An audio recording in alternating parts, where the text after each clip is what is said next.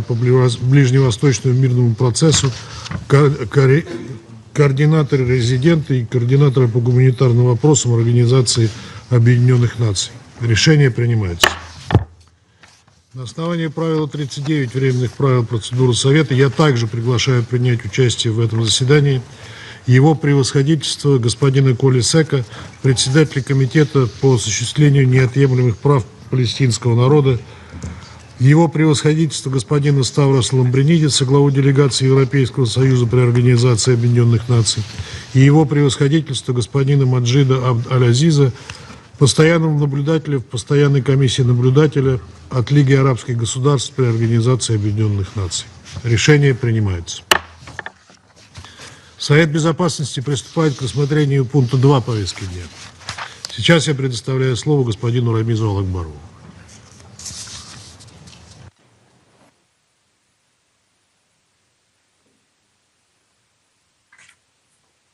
Thank you very much, Mr. President. Mr. President, Excellencies, after 2 years of devastating war and unimaginable human suffering, we now have an opportunity to conclude a dark chapter in the history of Israeli-Palestinian conflict and set up a course for a more just and peaceful future. On the 9 October agreement, based on United States President Donald Trump's 20-point plan, secured a ceasefire and hostage release in Gaza. It was the culmination of a remarkable diplomatic effort by United States, Qatar, Egypt, and Turkey. I commend all the mediators for achieving this critical breakthrough.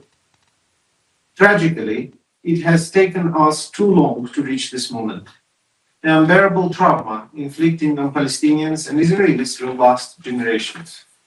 The situation throughout the occupied Palestinian territory remains dire, and the destruction in Gaza is beyond description, while Palestinian civilians, children, women, and men continue to suffer immeasurably from the effects of the war and deprivation. And as we speak, there are still remains of deceased hostages in Gaza, while their loved ones a dignified burial.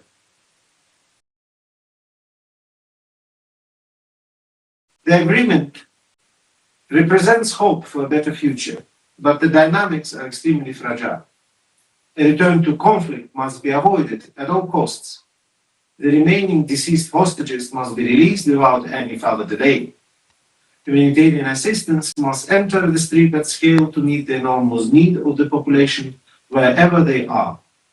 All parties must abide by their commitments under the deal, and agreements should be reached to implement the next phase. Mr. President, since the ceasefire took effect, the UN and its partners have rapidly scaled up humanitarian operations across Gaza. The magnitude of destruction and continued suffering of Palestinians we have witnessed in Gaza is staggering. Many families remain displaced and without access to the most basic services. The urgent needs are immense in health, shelter, water, sanitation, food, and environment. The UN and its humanitarian partners are working now to implement our 60-day response plan. The plan sets out concrete measures to streamline customs procedures, expand access routes, facilitate the entry of critical items, restore essential services, and ensure the safe movement of humanitarian personnel. As part of the broader humanitarian reset, the plan is grounded in humanitarian principles, prioritizes those in greatest need, and enhances accountability, drives greater efficiency, and safeguards the space for principled life-saving actions. Already, as tracked by the UN 2720 mechanism for Gaza, we've increased facilitation in the entry of humanitarian supply by Israeli authorities. The humanitarian partners have scaled up aid delivery with a 46% increase in aid tracked by the UN entering the street in the first week of the ceasefire.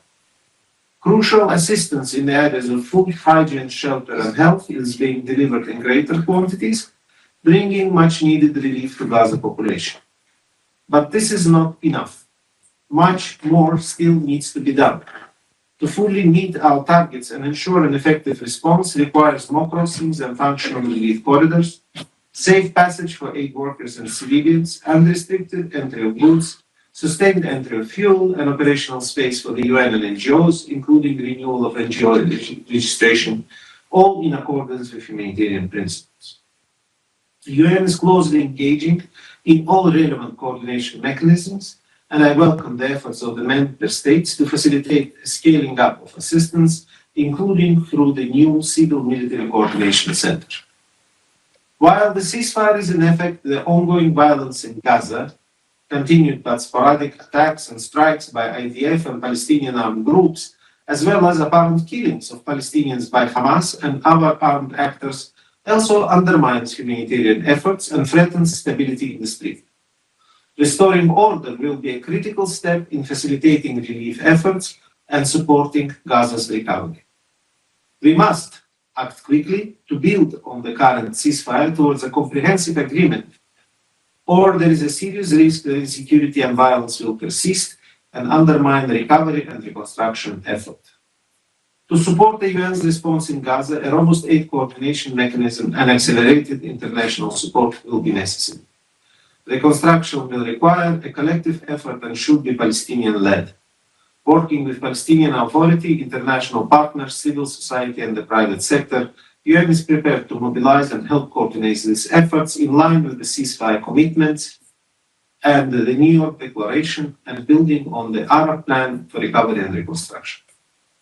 Mr. President, the Secretary General has welcomed the advisory opinion issued by the International Court of Justice on 22nd October, which found, inter alia, that Israel is required to fulfill its obligation under international law with respect to facilitating relief of the population of Gaza and to cooperate in good faith with the United Nations and its entities.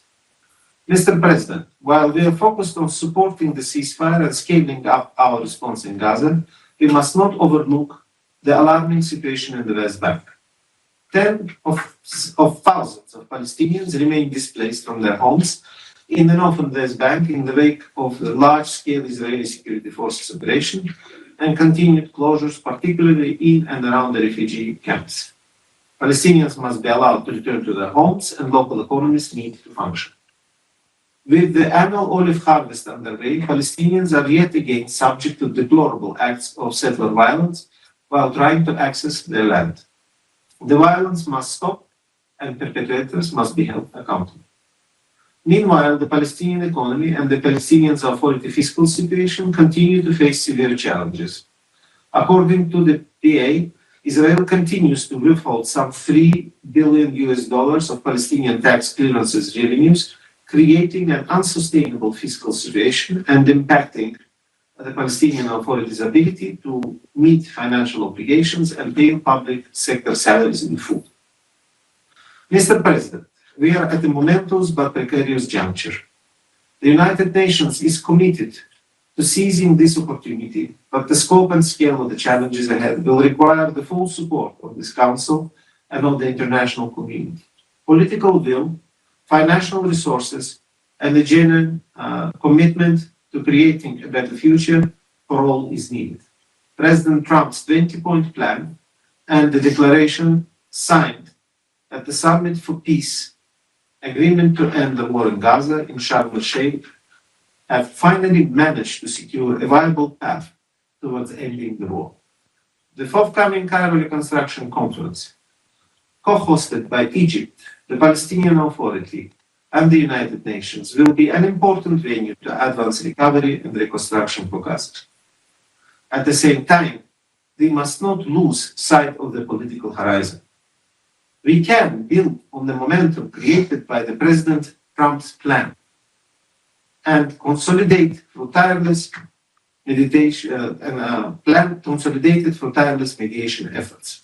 The international community has affirmed in recent weeks its commitment to charting a course towards sustainably ending the broader Israeli-Palestinian conflict.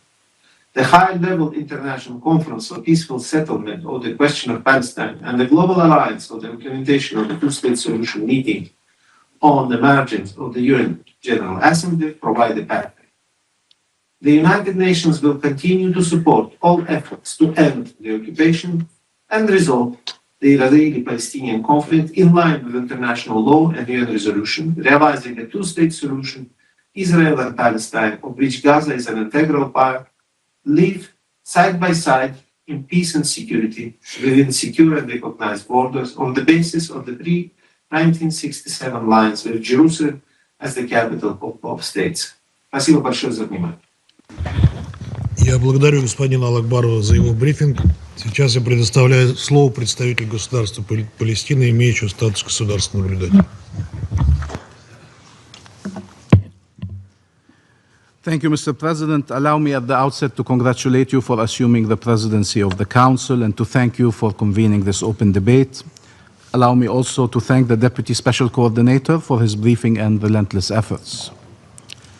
Mr. President, we knew that the ceasefire was the only way forward, the way to save lives, the way to stop the massacres, the way to ensure families can reunite, Palestinian families and Israeli families.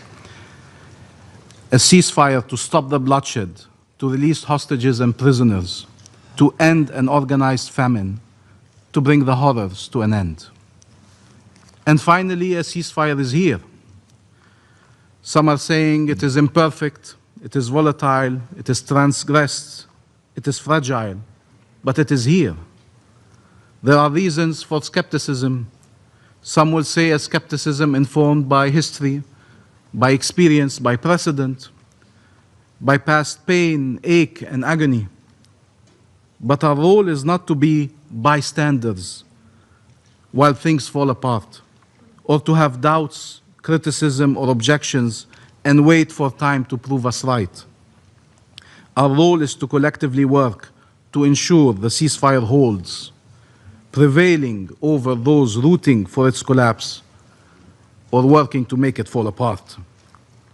And we appreciate on that context, the collective efforts to ensure this aim and the constant engagement of the mediators of Egypt, Qatar, and Turkey, and of course the United States at the highest level, to preserve this delicate ceasefire, to save lives that are too sacred. This is what the ceasefire is, an opportunity to save lives. What it will become relies on what all of us will do next. Mr. President, we do not forget those who awaited this day, but did not survive to witness it. Nor do we forget the survivors who welcome it scarred and starved and in mourning. We do not forget the journalists who did not live long enough to announce the ceasefire. We do not forget the doctors and the humanitarians killed for trying to save lives. We do not forget 20,000 Palestinian children killed by Israel, or their parents who have to walk the earth under their crushing shadow. We do not forget the orphaned, the maimed, the amputated, the tortured, and those still buried under the rubble. We do not forget Hind or Dunya, Reem and Khalid, Anas and Yusuf and Jubran and Eve and Salam and Siwar and Selena, Mahmoud, Adam, and many, many others. I've said before, I'll say it again, the most unjust expectation, that one that falls only on Palestinians, is that they should move on, regardless of the lives lost, of the limbs lost, of the loved ones lost. To have entire families obliterated and move on, to lose everything, everything you love, everything you built, everything you are, and be expected to just move on. But vengeance and hatred lead nowhere. Violence is an impasse. More bloodshed cannot be the answer. Justice and peace are the only way forward.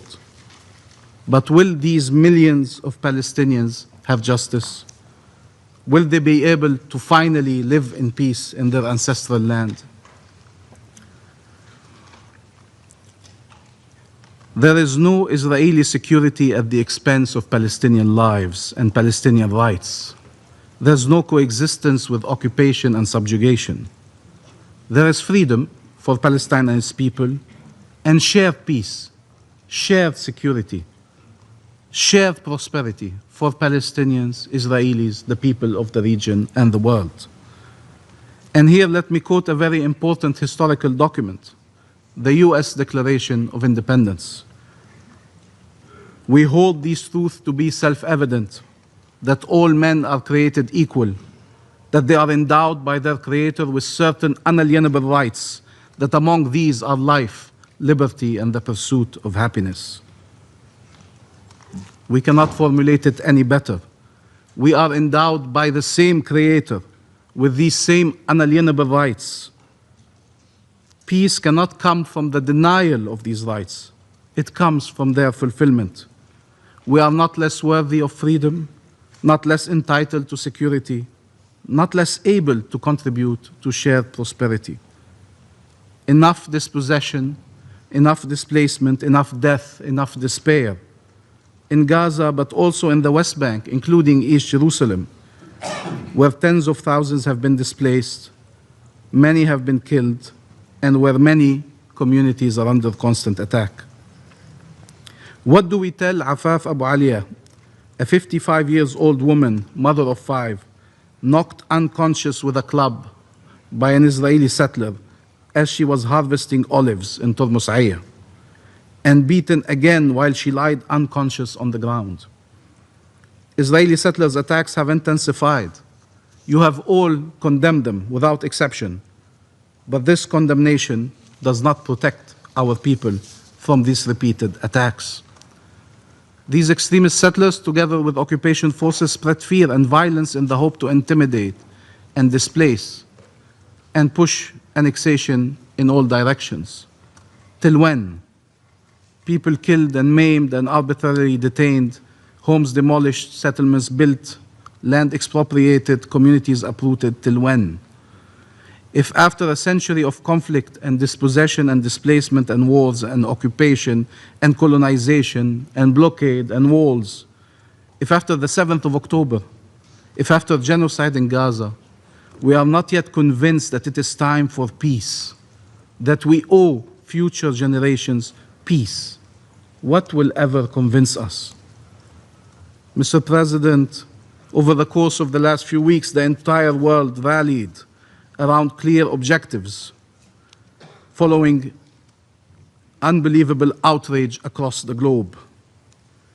From the Global Alliance, launched by Saudi Arabia, the EU, and Norway, to the Madrid Group, to the Hague Group, to those who recognize the State of Palestine, and among those around the table, the last among them to have joined France and the UK, that I want to acknowledge here, to Algeria and the members of this Council, all working for an end to the horrors and moving towards peace.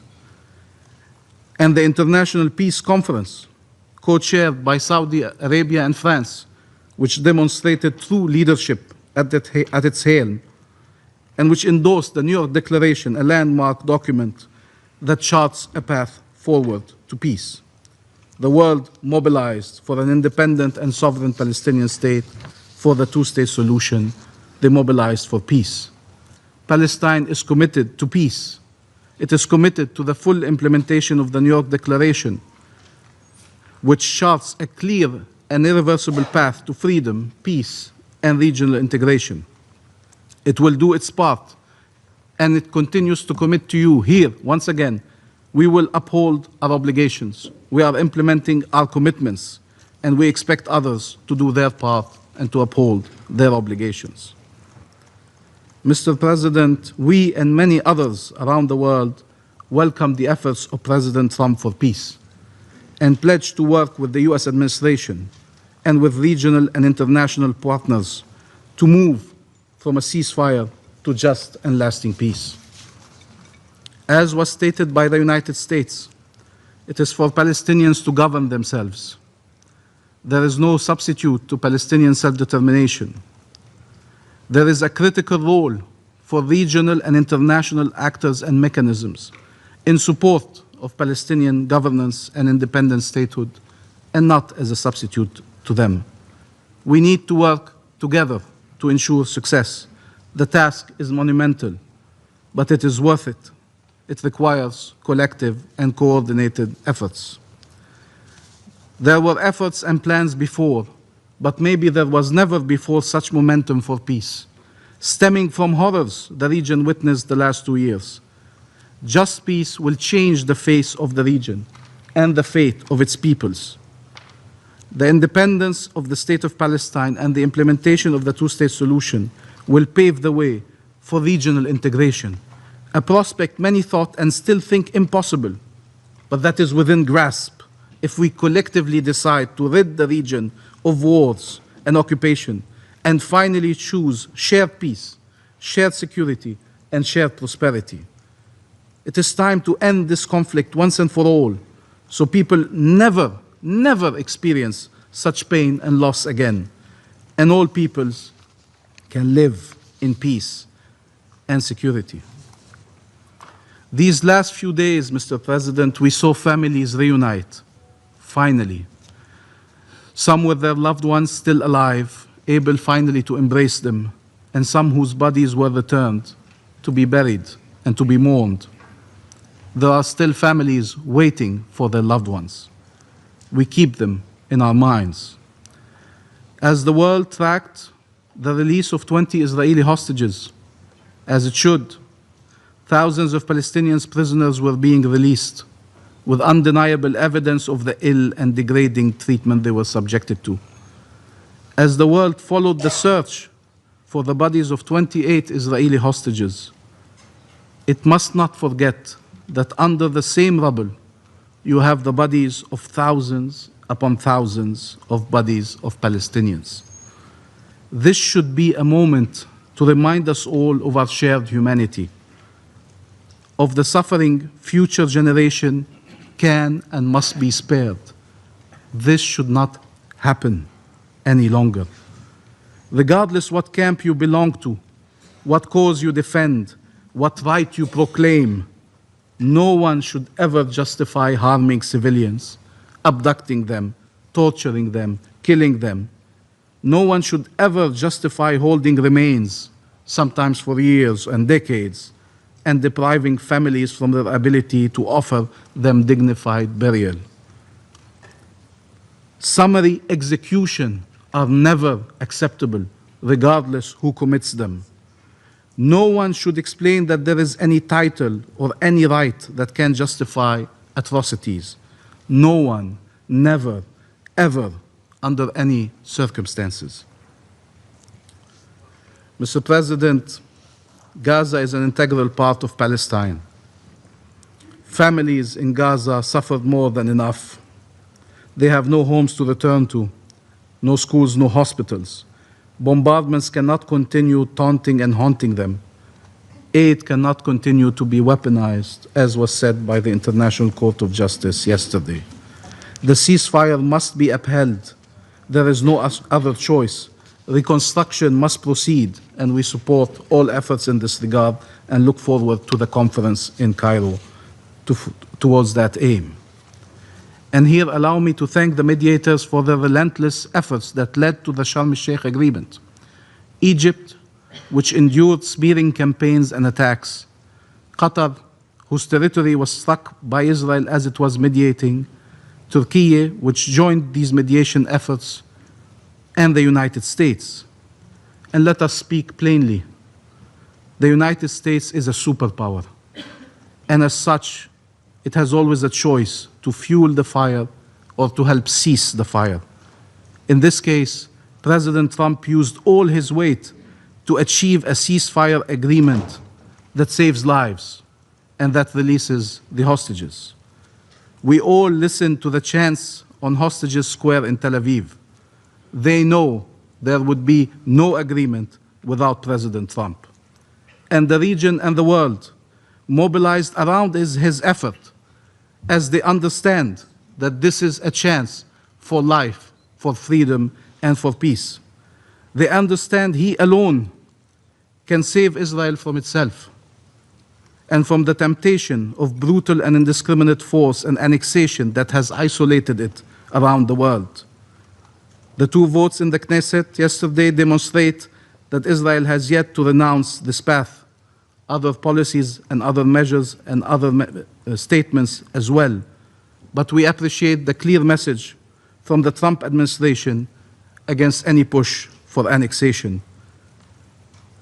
We will work with President Trump, with regional and international partners, to transform a fragile and volatile ceasefire into just and lasting peace, with Palestinian agency and Palestinian liberation as our goal, with mutual recognition and peaceful coexistence as cornerstones. What we need is not a pause in the violence and injustice, but an end to them. Violence is an impasse. It must not be fueled nor tolerated. It must be stopped. And we will not relent in our rejection of violence against all civilians. Likewise, injustice must never be justified or shielded. It must be brought to an end. Palestine is committed to peace. We are the ones who need it most, and peace needs to be a shared objective to become a shared reality. We must seize this opportunity to end the suffering and work for freedom and peace, regardless of how great the challenges are. Help us demonstrate to our people that there is a peaceful path to freedom and to dignified life. The efforts to undermine the Palestinian Authority and its ability to perform its duties despite its full-fledged commitment to peace that has been put to test over the course of the last 2 years in unbelievable manners, aims at preventing our independence and our statehood. If there are requirements placed on the Palestinian Authority, it must be empowered to fulfill them. And Israel has also obligations that need to be monitored and implemented. We will not shy away from our obligations and from our commitments.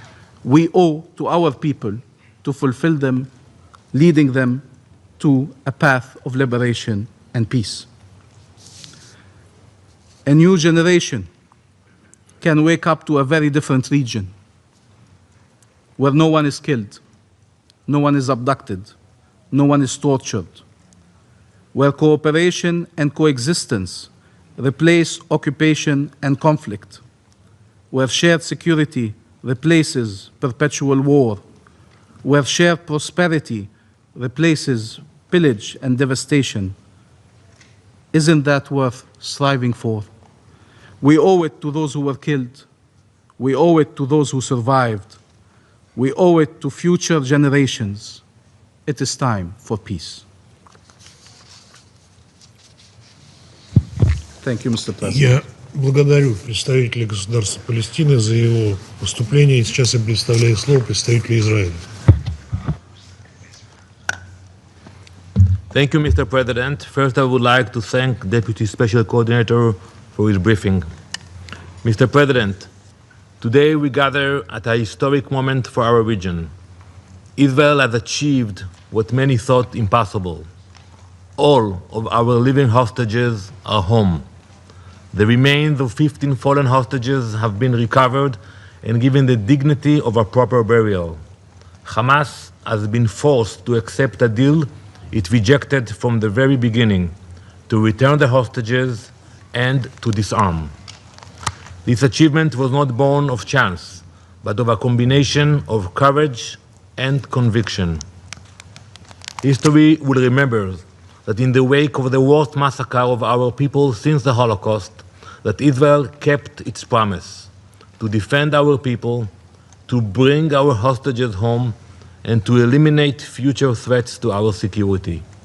Despite the pressure of many members of this very council, despite the political theater, the condemnations, and the hypocrisy, Israel stood firm. We did not waver. We prevailed. But our struggle is not over. There can be no peace, no future, and no rebuilding of Gaza while terror still remains. 13 fallen hostages remain in Hamas's hands. We will bring them home and give them the dignity they deserve. The world must keep the pressure where it belongs, on Hamas, to return the hostages, to lay down its weapons, and to honor the peace plan it signed. Mr. President, we embraced the return of our hostages. Our nation has been swept by emotion, joy and relief, but also deep pain and grief. We have seen in the last few weeks mothers embracing sons, fathers reunited with their children, young couples holding each other again. In every home, in every community, Israel has felt the weight of what was lost and the miracle of return. Families reunited, lives once trapped in darkness have seen light again. But we cannot forget what they endured: starved, beaten, shackled, deprived of food, water, and light, forced to dig their own graves, humiliated, and yet they survived. They held onto their humanity even in the face of evil. As we welcome home the living, we also mourn the fallen who have now returned to us for proper burial. They remind the world that Hamas's cruelty knows no borders, no faith, no mercy. To the families of the fallen hostages and to all who still wait for the return of their loved ones from Gaza, we say, Israel has not forgotten them. We will do whatever it takes to bring them home, all of them. Mr. President, make no mistake, Hamas has already violated the ceasefire. They promised to return the bodies of our fallen within 72 hours. Yet still today, more than 300 hours after the ceasefire began, 13 fallen hostages remain in captivity. Hamas lied at the negotiating table, and they lied still to us, to the negotiators, and to the entire world. They know exactly, and we know that they know, where our fallen are. They simply refuse to act. This is not a matter of logistics. It is a calculated cruelty, psychological warfare designed to inflict pain and to buy time. Let me be clear. Our fallen hostages will be brought home by diplomacy, if possible, by other means, if necessary. It should come as no surprise that the same hands that refuse to return our dead are the ones that still pull the trigger. Just 9 days into the ceasefire, Hamas terrorists opened fire in an IDF-controlled area, killing 2 Israeli soldiers and seriously injuring many others. These are not allegations, they are facts. Yet, as Hamas violates the ceasefire, too many look away. There is no clearer example than the outrageous and false moral equivalence drawn in recent weeks, and I'm sure we will hear it today. We have heard commentators, diplomats, even world leaders equate the release of innocent hostages with the release of convicted terrorists. They speak as if these two acts were the same, as if those civilians who were kidnapped at gunpoint from their homes and held in tunnels could ever be compared with those who planted bombs on buses and slaughtered innocent lives. To bring our people home, Israel made choices no country should ever have to make. We released those jailed for murder, terror, and kidnapping. Let me give you a few examples from those who were released. Imad Kawasme, he planted a bomb on a Beersheba bus and killed 16 innocent people. Muhammad Aref Sama, who helped murder 23 civilians in Jerusalem, and many more. Yet some still try to blur the line between victims and their attackers. Let me be clear, hostages are not criminals. There can be no moral equivalence, none. In Israel, families cried with joy as loved ones came home after years in darkness. In Gaza, crowds celebrated murderers returning from prison. That is the difference between a nation that values life and a terror movement that glorifies death. Israel acted not from weakness, but from strength, to save lives and to advance peace. But peace demands more than promises. It demands disarmament. Many of you are already picturing Gaza's future. You have seen the plans, the ideas, hotels rising on the coast, schools filled with children, parks and public squares. Now I could hand each of you a pair of virtual reality goggles and show you the videos and the ideas that are circulated around about the future of Gaza. But before we get lost in virtual reality, let's remove the goggles and look at what is really happening today. Because before classrooms open or a single home is built, one truth must be faced. Hamas must go. Hamas must disarm. All the plans, the pledges, the visions, the videos, they are all virtual reality until terror ends. Members of this council, let me show you what reality looks like today in Gaza.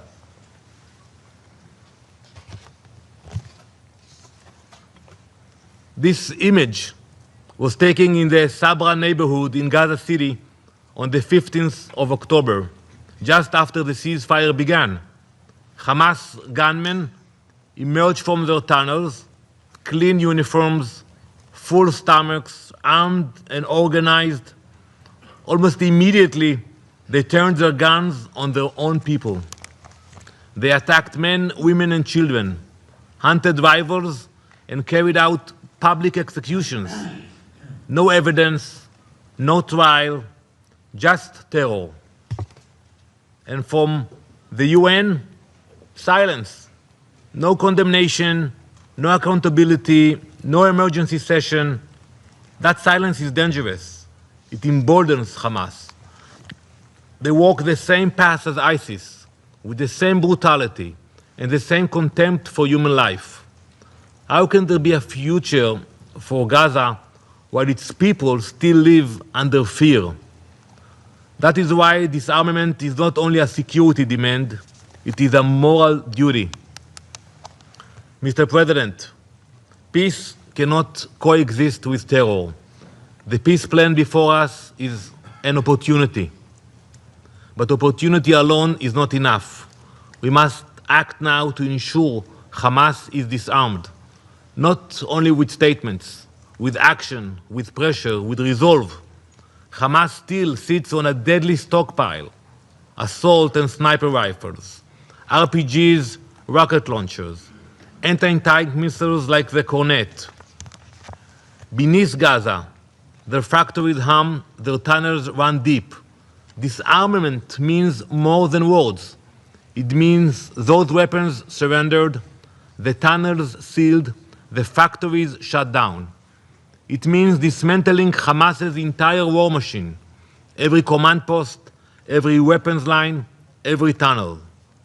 True disarmament strips Hamas of power itself, its ability to plan, to arm, to strike.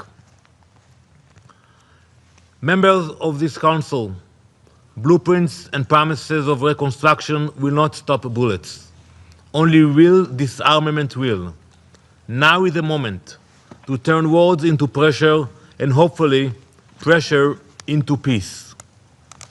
Last week, the Jewish people celebrated Simchat Torah, a holiday that marks the conclusion of the annual reading cycle of our Bible, the Torah, and the beginning of a new cycle. Every year we read the same chapters.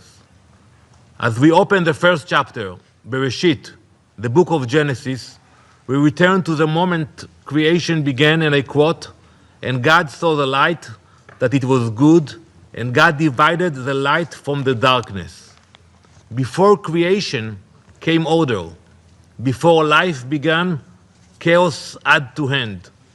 God separated light from darkness, bringing clarity, structure, and peace.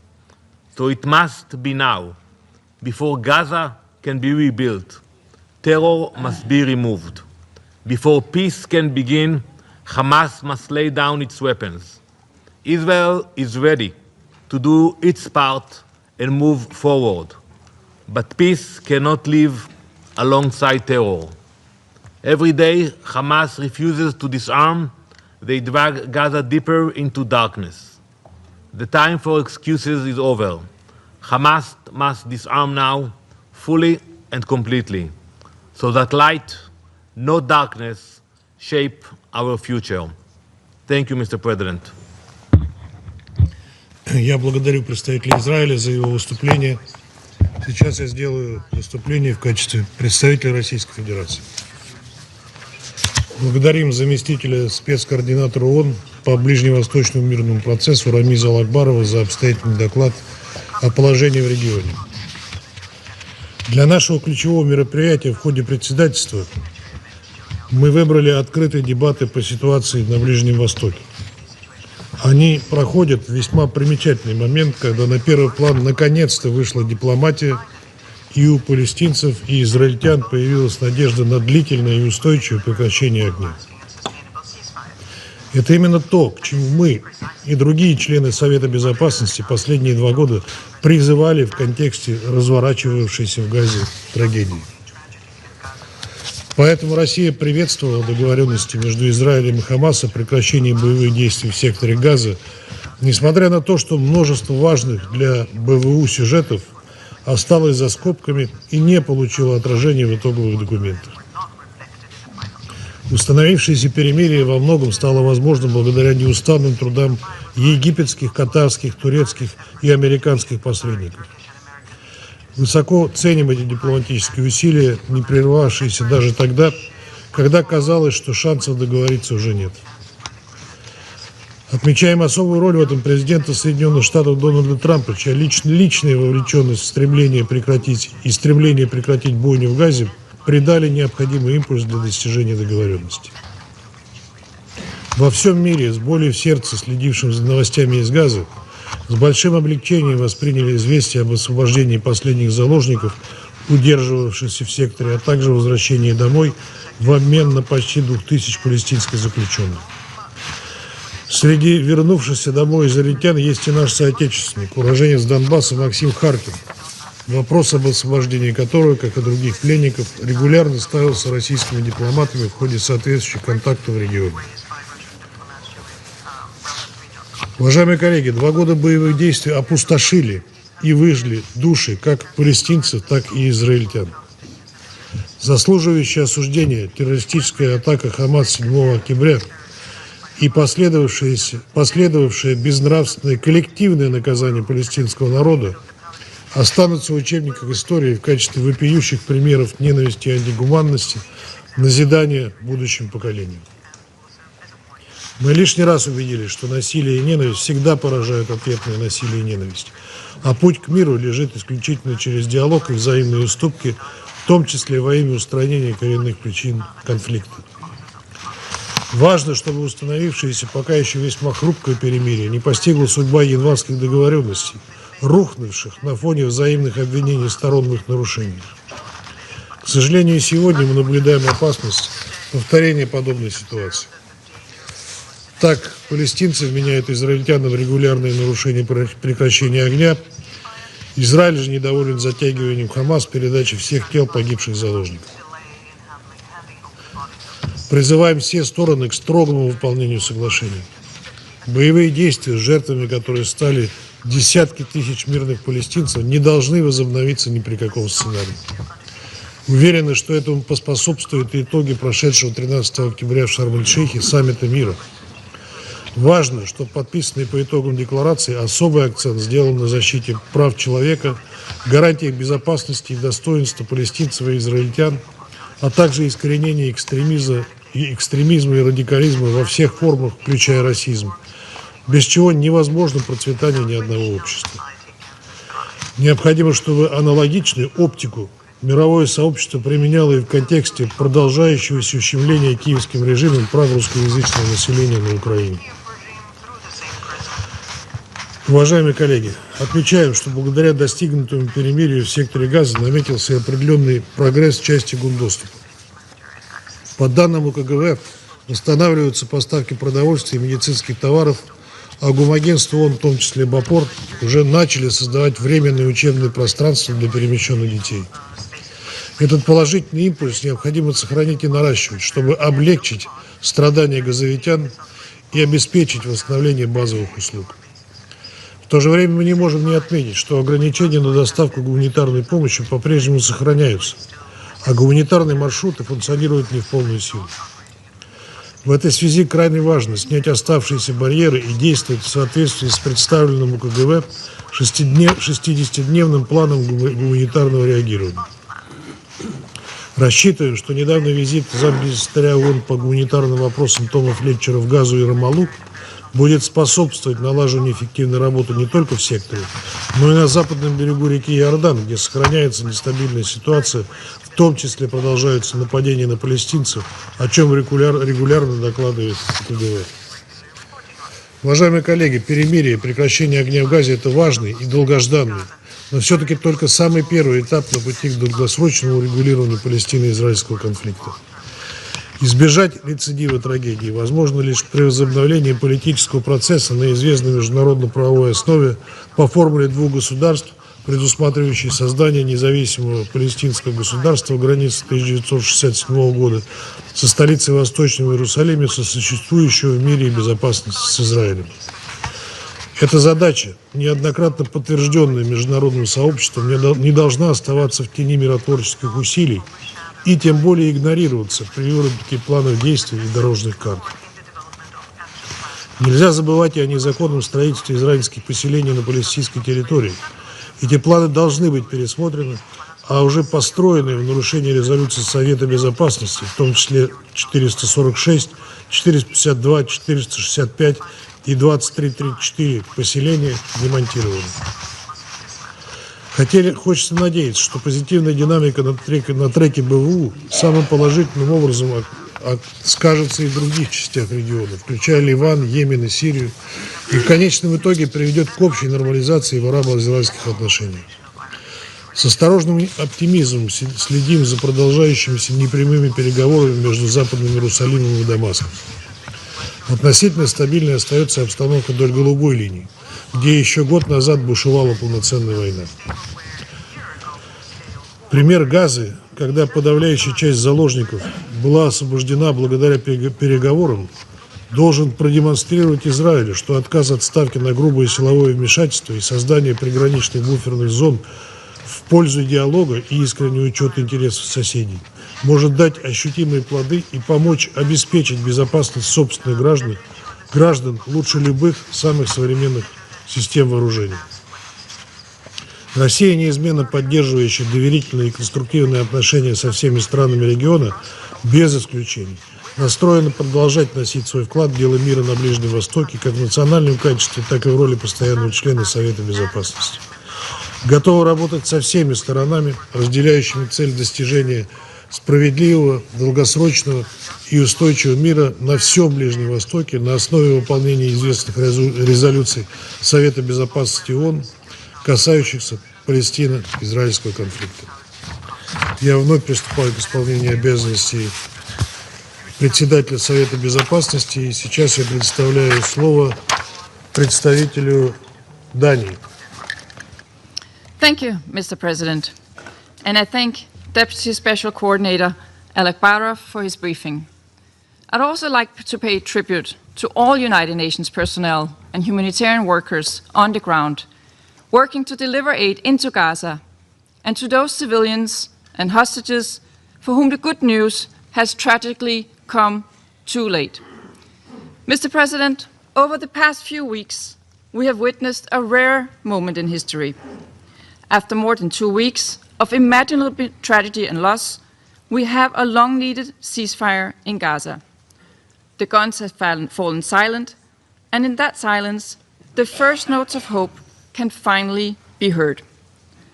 Denmark warmly welcomes the ceasefire and expresses profound gratitude to the United States, Egypt, Qatar, and to others who, in spite of numerous setbacks, have worked relentlessly to make this deal a reality. This ceasefire offers respite and relief. when the hostages and their families, who've lived in terror and despair, can finally begin to heal. When the skies above Gaza carry not the sound of warplanes, but the laughter of children. This is the promise that peace could hold. And yet, as this day finally dawns, we cannot forget the immense suffering that lies in its wake and the long road that lies ahead. Far too many will never wake up to see this peace. Those buried under the rubble, those who fell prey to terrorists, those ensnared by starvation, or those simply caught up in the wrong place at the wrong time. This peace is also for them. It is in their memory that we must sustain it. And we must not ignore that Hamas has taken the opportunity to reimpose its campaign of terror on Gaza's population. We continue to stress that Hamas must not be allowed to play a role in the future of Gaza. Mr. President, this ceasefire is not an ending.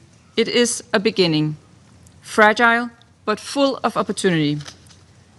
Now we must act with urgency. The road towards lasting peace will not be easy, but the Security Council must shoulder its responsibility.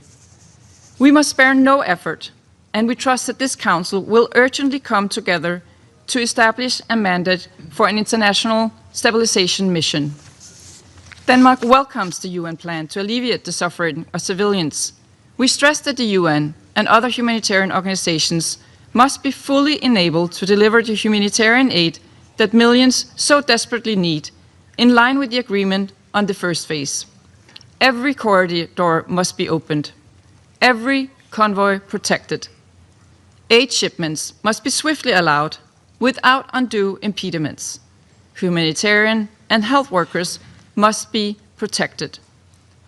We take note of ICJ's advisory opinion yesterday, which clearly establishes that Israel must not obstruct the work of the United Nations and is obliged to accept and facilitate humanitarian aid delivered by UN organizations, including UNRWA.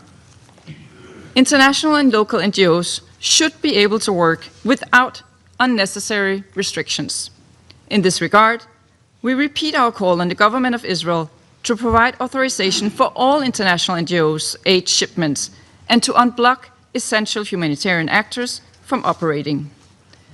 Denmark stands ready with $15 million in support of humanitarian and early recovery efforts, which comes on top of the approximately $153 million humanitarian aid already allocated to the Palestinian people since 2023. Our goal is clear. We must stop the insidious spread of famine. We must ensure that the sick receive the care that they so desperately need. Denmark is also prepared to further support the early recovery as well as the reconstruction of Gaza. But reconstruction is not merely about concrete and steel. It's about dignity. It's about proving to a generation that peace is not a dream, not a privilege, but a right. In deeds, not words. Mr. President, this ceasefire must not be a pause before the next tragedy, but the first step towards a lasting peace. The full implementation of the peace agreement is vital. We're on the right track, but we're not there yet. We deplore that Hamas has not been able to surrender all the bodies of deceased hostages as agreed under the framework. And we deplore that Israel is leveraging humanitarian access and as a result has capped the flow of aid into Gaza. We must not let the opportunity that this peace presents slip between our fingers. We now hold in our hands a rare opportunity to turn this moment of respite into a foundation for a just and enduring peace based on the two-state solution, Israel and Palestine living side by side in security, dignity, and peace. This, a two-state solution, is not only a pressing issue, it is a prerequisite for long-term stability across the region. I thank you. Я благодарю представителя Дании за ее выступление. Сейчас предоставляю слово представителю Гаяны. Thank you, Mr. President. And I also thank Deputy Special Coordinator Alak Barov for his briefing. Mr. President, Our meeting today takes place at a time of great promise and opportunity for the people of Palestine. This moment, however, must be managed carefully, fully anchored in international law, and with the protection and well-being of civilians a central priority. With that said, Guyana welcomes the peace plan achieved between Israel and Hamas for ending the hostilities in Gaza and for the release of hostages taken during the 7th October attack. We commend the tireless efforts of the mediators, the United States, together with Egypt, Qatar, and Turkey, and all who have contributed to making this a reality. Mr. President, 2 years of Israel's war in Gaza has wreaked havoc on the Palestinian population. Gaza itself has suffered massive destruction, with some experts estimating that the recovery could take decades and cost billions of dollars. Then there are also costs to which figures can never be attached. These include time that orphan children have eternally lost with their parents, the months of agony that the relatives and friends of hostages have endured, hoping for their safe return, and the psychosocial impacts of the war that would be felt for generations to come. But the peace plan has brought renewed hope, and we all must work to ensure its success. On this note, Mr. President, Guyana is very concerned about the violations of the ceasefire. We urge the parties to abide by the commitments made and to prioritize peace in Gaza. Mr. President, the next phases of the peace plan are extremely critical. We must eschew all ideas that do not line up with international law, that undermine the right of the Palestinian people to self-determination, and that dilute the two-state solution. At the recently convened high-level international conference on the two-state solution and the general debate for the 80th session, there was a clear international consensus that the two-state solution remains the only just, comprehensive, and viable path to resolution of the Palestinian question. Guyana therefore urges that the next phases of the peace plan take this into account.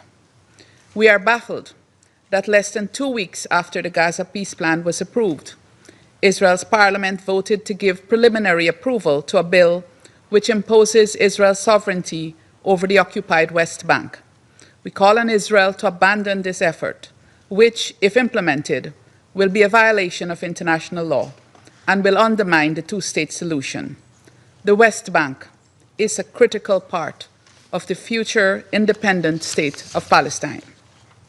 Mr. President, the war in Gaza reached many lows in the conduct of international relations, and I specifically wish to highlight Israel's belligerent approach to international organizations operating in the occupied Palestinian territory to meet humanitarian needs.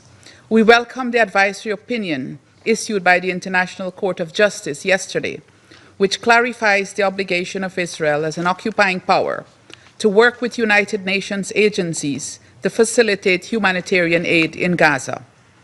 We particularly welcome the specific provisions of the opinion regarding UNRWA. We call on Israel to respect the court's advisory opinion and to choose the path of compliance with international law.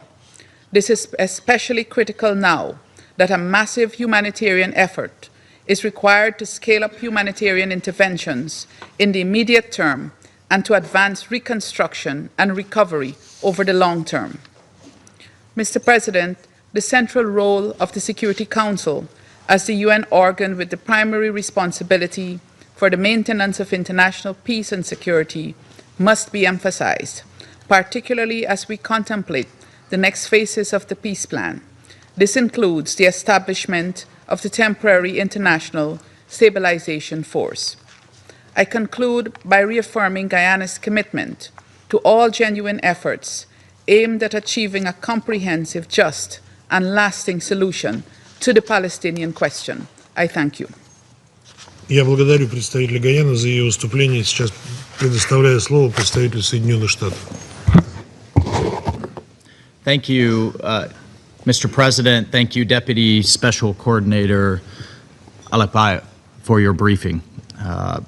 Colleagues, President Trump's 20-point plan for peace offers a historic opportunity.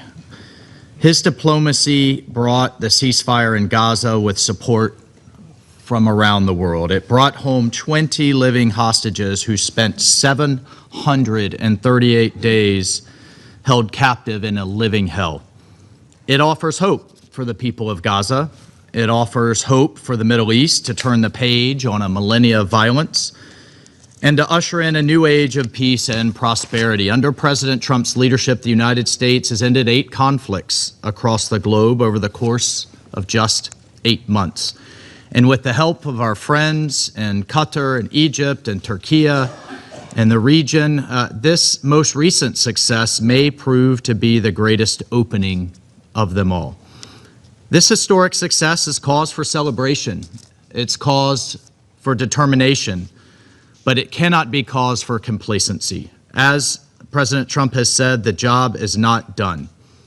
And in that vein, Hamas must immediately return the bodies of the 13 remaining hostages, including the bodies of American citizens Itai Khin and Omer Nutra, as promised under the agreement. Their families, colleagues, their families deserve dignity.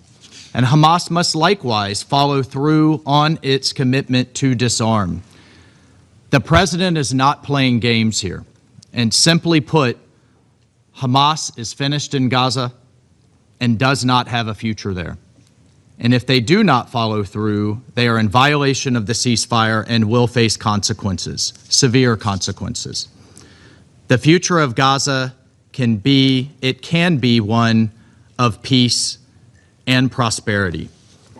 And we also note, as has been noted here today, the extremely disturbing and bloody executions of by Hamas of the people in the streets of Gaza, in broad daylight, on camera, for the world to see.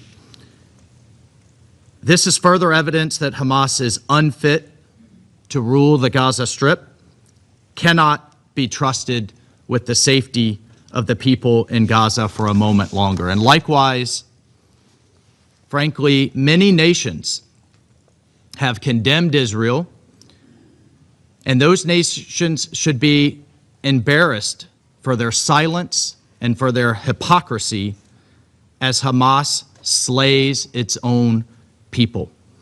And for the global community that has been protesting and demanding peace for the Palestinian people, for the people of Gaza, where is the outrage? Where is it over these executions we've seen in recent days? Hamas is not just attacking Israelis. It's not just terrorizing hostages underground. It's not just using bodies as psychological warfare on families. They are openly killing their own people for propaganda, in addition to the human shields that they've used over the past years. And candidly, shame on the world for its silence in the wake of these executions. Well, President Trump has not been silent. He has clearly said Hamas terrorists must immediately cease these killings or face their own elimination. So when Hamas complies with the deal, the rebuilding of Gaza will be a major regional and global event. The peace agreement has already resulted in a dramatic increase in the flow of humanitarian aid to the people there, and we will continue to work to deliver aid to scale and meet Gaza's humanitarian needs, rehabilitating its infrastructure, including its hospitals, its roads, its bakeries, its water, its electricity, its sewage systems. We will continue to work with our international partners, with the United Nations, with everyone around the world to scale up the response and deliver aid to the civilians in need. But unfortunately, in the midst of this important work, as President Trump, as Vice President Vance, as Secretary Rubio, and the team work tirelessly to bring peace to the region, the ICJ just issued a nakedly political, but fortunately non-binding, advisory opinion, unfairly bashing Israel and giving UNRWA a free pass for its deep entanglement with Hamas's terrorism. Colleagues, President Trump's peace agreement heralds more than the end of the war in Gaza. With God's help, it will mark the beginning of a strong, stable, and prosperous region, united in rejecting the path of violence, hatred, and terror. But in support of that vision, more broadly, the international community must urge the Iranian regime to give up on its false hope of revolution and forego its ambitions on its neighbors, to stop meddling in the politics of other countries in the region, and to instead engage in direct and good faith dialogue with the United States for the benefit of the Iranian people and the security of the region. Because of tough action on Iranian proxies, we are seeing historic opportunity in Lebanon, in Syria, in Iraq, and across the region. And in this spirit, the United States supports and has supported the reimposition of UN snapback sanctions on the Iranian regime. The regime will continue to face consequences as long as it does not leave its path of destruction. Colleagues, we must continue to press Iran to do what's right for its people and what's best for international peace and regional security. With President Trump's plan, we are closer than ever to realizing the Middle East that generations have dreamt of, a region of peace, prosperity, harmony, opportunity, innovation, achievement. The more we are talking about infrastructure, about rail, about data centers, about AI, the less we will be talking about these historic animosities. And along those lines, we look forward to more countries in the region joining the Abraham Accords. We look forward to a future that can realize this dream. Thank you, colleagues. Я благодарю представителя Соединенных Штатов за его выступление. Сейчас предоставляю слово представителю Соединенного Королевства. Thank you, President. I thank Deputy Special Coordinator Alak Barov for his briefing today. Colleagues, for 2 years, the world has witnessed the terrible human cost of the Hamas terrorist attacks of 7 October and the disastrous conflict in Gaza that has claimed so many lives. We are now at an important moment of hope, thanks to President Trump's ceasefire deal. We have witnessed, with immense relief, released hostages being reunited with their families after an unimaginable ordeal. More humanitarian aid is now entering Gaza, and the ceasefire provides an opportunity for the Palestinian people to begin to build a better future, free from conflict. We commend President Trump and his team for their efforts in reaching this historic moment. We are grateful to Qatar, Turkey, and Egypt for the specific roles they have played. And we also recognize the contributions of many other countries from the region and beyond, including France and Saudi Arabia, for leading work on the New York Declaration, which have been instrumental in getting us to this point. There is much more work to be done. We call on both parties to uphold their commitments under the deal and avoid escalations that risk undermining it. We call on Hamas to cease violence. They must locate and hand over the final 13 hostages, fully sharing the information they have with the mediators and the ICRC to help locate their remains.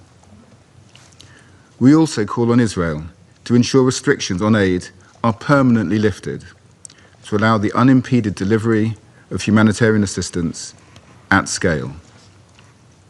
This includes supporting the UN humanitarian effort, opening all crossings to both humanitarian and commercial goods, and ensuring international NGOs can operate without obstruction. As we have consistently stated, all parties must comply with their obligations under international law.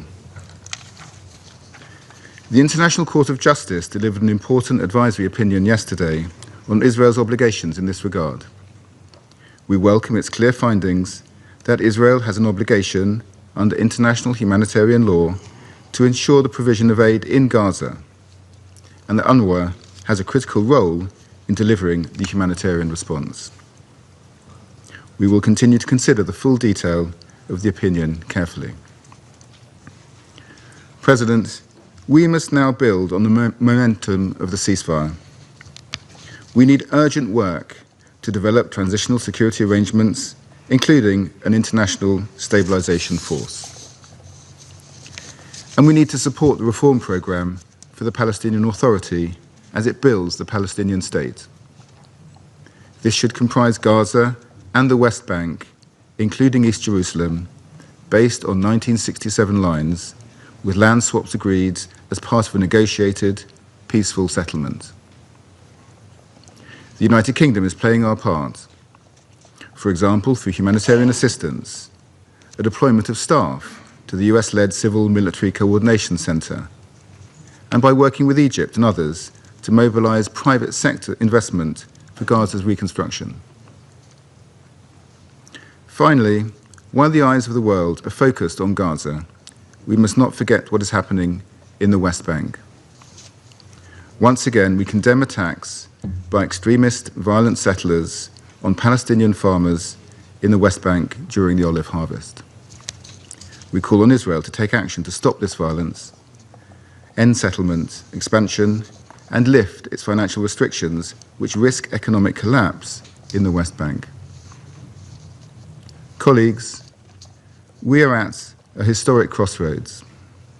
The way forward will not be easy. It will require courageous leadership on all sides and steadfast support from those of us in this room. But if we seize the moment, we have a chance to end the cycle of violence and achieve lasting peace for Israelis, Palestinians, and the region. I thank you. Я благодарю представителя Соединенного Королевства за его заявление и предоставляю слово представителю Пакистана. Thank you, Mr. President. I thank you for convening this important and timely debate. We also thank Deputy Special Coordinator Ramiz Alakbarov for his comprehensive briefing. After the catastrophic consequences of the recent two-year war and the unimaginable humanitarian crisis in Gaza, marked by the killing of more than 68,000 innocent Palestinians, most of them women and children, along with widespread starvation, devastation, and displacement, hope has emerged with the signing of the peace agreement at the Sharm el-Sheikh Peace Summit. Pakistan welcomes the peace efforts led by President Trump and commends the crucial role played by the mediators, Egypt, Qatar, Turkey, and the United States in facilitating the negotiations. We sincerely hope these efforts will yield sustainable results, including a permanent cessation of hostilities and a just, comprehensive, and lasting peace. Mr. President, the ceasefire, the release of hostages and Palestinian prisoners, and the restoration of humanitarian flows are welcome steps. Yet, the situation remains fragile. We condemn Israel's continuing attacks in Gaza, resulting in loss of numerous civilian lives. Such actions are contrary to the letter and spirit of the agreement signed in Sharm el-Sheikh. The peace efforts must not be derailed. Lasting stability cannot be achieved through continued occupation and oppression. Pakistan also condemns the Israeli Knesset's preliminary approval of two draft laws aimed at imposing Israeli sovereignty over the occupied West Bank and an illegal settlement, in blatant violation of the historical rights of the Palestinian people, international law, and relevant UN resolutions. Mr. President, Pakistan was a participant of the diplomatic efforts that began on the sidelines of the UN General Assembly's 80th session in New York last month, with a meeting of President Donald Trump with 8 Arab Islamic leaders. In a joint statement, Pakistan, together with the foreign ministers of those Arab and Islamic countries, Egypt, Jordan, Qatar, Saudi Arabia, UAE, Indonesia, and Turkey, welcomed the announcement by President Trump regarding his peace proposal. We reaffirmed our joint commitment to work with the US to end the war in Gaza through a comprehensive deal that ensures unrestricted delivery of sufficient humanitarian aid, prevents the displacement of Palestinians, the release of hostages, a security mechanism that guarantees the security of all sides, full Israeli withdrawal, reconstruction of Gaza, and a path for a just peace on the basis of the two-state solution, under which Gaza is fully integrated with the West Bank in a unified Palestinian state in accordance with international law as key to achieving regional stability and security. Mr. President, the International Conference on the Two-State Solution, co-chaired by Saudi Arabia and France, was an important endeavor to advance the long overdue realization of the Palestinian people's right to self-determination and statehood. The conference and the peace efforts led by President Trump complement each other and should serve as a foundation for implementing the various commitments and realization of a sovereign Palestinian state. The following steps are essential. First, full implementation of the ceasefire, ensuring a permanent cessation of hostilities, Israeli withdrawal from Gaza, unrestricted humanitarian access, and a comprehensive reconstruction plan. Second, accountability for the grave atrocity crimes committed in Gaza. Third, an end to Israeli illegal actions in the West Bank, including forced displacements, illegal settlements, and annexations. The legal and historical status of Al-Haram al-Sharif and Al-Aqsa Mosque must be upheld. Fourth, the unhindered functioning of UNRWA, whose role is indispensable in providing life-saving assistance. As reaffirmed by the ICJ in its advisory opinion yesterday, Israel is under obligation to facilitate relief provided by the UN and its entities, particularly UNRWA. Lastly, the launch of a credible, time-bound political process consistent with international legitimacy and relevant UN resolutions to establish an independent, sovereign, and contiguous state of Palestine based on the pre-1967 borders with Al-Quds al-Sharif as its capital. Mr. President, looking ahead, the roles of the UN, the Palestinian Authority, and the Palestinian people will be vital to ensuring legitimate governance, reconstruction, and institution building in Gaza. The role of the Security Council will also be critical and indispensable for the next phases of the peace plan, including for designing and mandating the deployment of an international stabilization force to fulfill the tasks envisaged for it in the peace plan. Pakistan will continue to work with all partners to advance these shared objectives and to help restore peace, justice, and dignity to the Palestinian people. I thank you. Я благодарю представителя Пакистана за его заявление и предоставляю слово представителю Панамы. Muchas gracias, presidente. Panamá agradece a la Federación de Rusia por convocar y presidir este debate abierto trimestral sobre la situación en el Oriente Medio, incluida la cuestión palestina. Reconocemos también el detallado informe del señor Ramiz Al-Akbarov, coordinador especial adjunto para el proceso de paz del Oriente Medio, coordinador residente y de asuntos humanitarios de las Naciones Unidas. Han pasado 748 días desde aquel cruel 7 de octubre del 2023. Los ataques perpetrados por Hamas ese día y su estela de violencia hasta la fecha han dejado en Israel más de 1.900 personas fallecidas. En las semanas y meses que siguieron, la respuesta militar en Gaza desencadenó un saldo devastador. Más de 68.000 palestinos han perdido la vida y alrededor de 170.000 han resultado heridos desde ese entonces. Señor presidente, Panamá rinde homenaje a todas las personas que han perdido la vida en esta guerra y también a los sobrevivientes quienes ahora tienen la difícil tarea de sanar.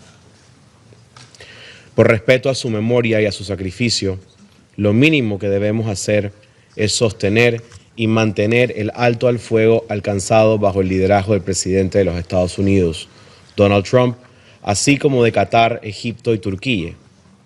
Saludamos este avance, que aunque frágil, no es un fin en sí mismo, es el punto de partida para aliviar el sufrimiento de la población palestina en Gaza, liberar a los rehenes vivos e iniciar la devolución digna de los fallecidos, y abrir también ese espacio a la política de la paz y la dignidad humana. Panamá insta a Israel y a Hamás a respetar y cumplir íntegramente lo acordado en la mesa de negociación.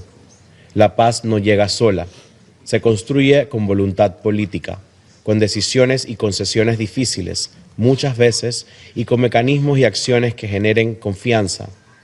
Ningún cálculo político justifica prorrogar el sufrimiento y elegir la vida por encima de cualquier otra prioridad e interés particular. El extremismo que hemos visto en esta guerra no tiene cabida en el futuro ni de israelíes ni de palestinos. No hay proyecto nacional ni causa legítima que se sostenga sobre el terror, el odio o la deshumanización del otro. El silencio de las armas debe convertirse en un compromiso de humanidad, mantener abiertos los corredores de la vital ayuda humanitaria, proteger a quienes distribuyen esa ayuda y salvan vidas, permitir que las familias se reúnan en paz y seguridad y que las escuelas vuelvan a ser escuelas y los hospitales, no zonas de guerra. En ese camino es imprescindible el acompañamiento y la asistencia del sistema de las Naciones Unidas para la tan anhelada reconstrucción de Gaza. Reafirmamos nuestro respaldo pleno al trabajo que realizan, pese a limitaciones, la UNRWA, OCHA, UNICEF, OMS, PMA y otras agencias, así como el Comité Internacional de la Cruz Roja y sus socios, para garantizar la efectividad del flujo de la vital asistencia humanitaria. Su labor es neutral, imparcial e independiente y no tiene sustituto. Señor presidente, Panamá reitera su preocupación por el empeoramiento sostenido de la situación en Cisjordania, incluida Jerusalén Oriental.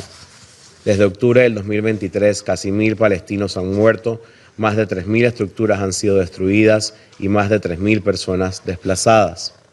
Nuevas y prolongadas restricciones de acceso y movilización aíslan comunidades enteras, mientras la violencia y el vandalismo, incluido el sabotaje a redes de agua, buscan hacer inviable la vida cotidiana de miles de personas.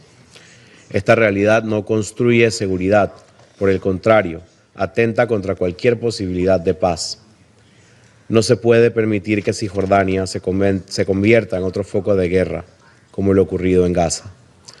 Por ello pedimos que cese la violencia y las acciones en el terreno que contradicen el derecho internacional y las resoluciones de este Consejo, y que solo alejan la posibilidad de una solución política sostenible. Panamá reitera que no existe salida militar a este conflicto. Décadas de guerra y muerte no han producido ni producirán seguridad, ni mucho menos paz. Insistir en la vía militar es insistir en el fracaso.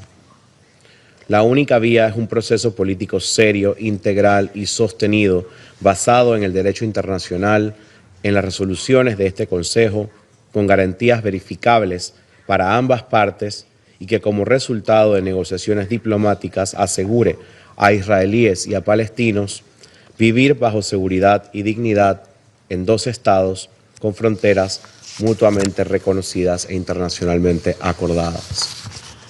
Presidente, una paz justa, digna y sostenible entre israelíes y palestinos puede tener un efecto estabilizador inmediato en el entorno regional. En el Líbano, reduciría el riesgo de desbordamiento a lo largo de la línea azul y facilitaría el pleno cumplimiento de las resoluciones 1559 y 1701, reforzando la autoridad del Estado libanés y la labor de la UNIFIL, cuyo trabajo respaldamos. En Siria, podría aliviar tensiones transfronterizas y mejoraría las condiciones del proceso político sirio, a la vez que reconocemos también el esfuerzo y la dedicación del enviado especial Geir Pedersen por los 7 años dedicados a coadyuvar en la construcción de un proceso político inclusivo en Siria. Y en el Mar Rojo contribuiría a disminuir la volatilidad que afecta a la libertad de navegación y las cadenas de suministro en beneficio de toda la región, incluida la situación en Yemen.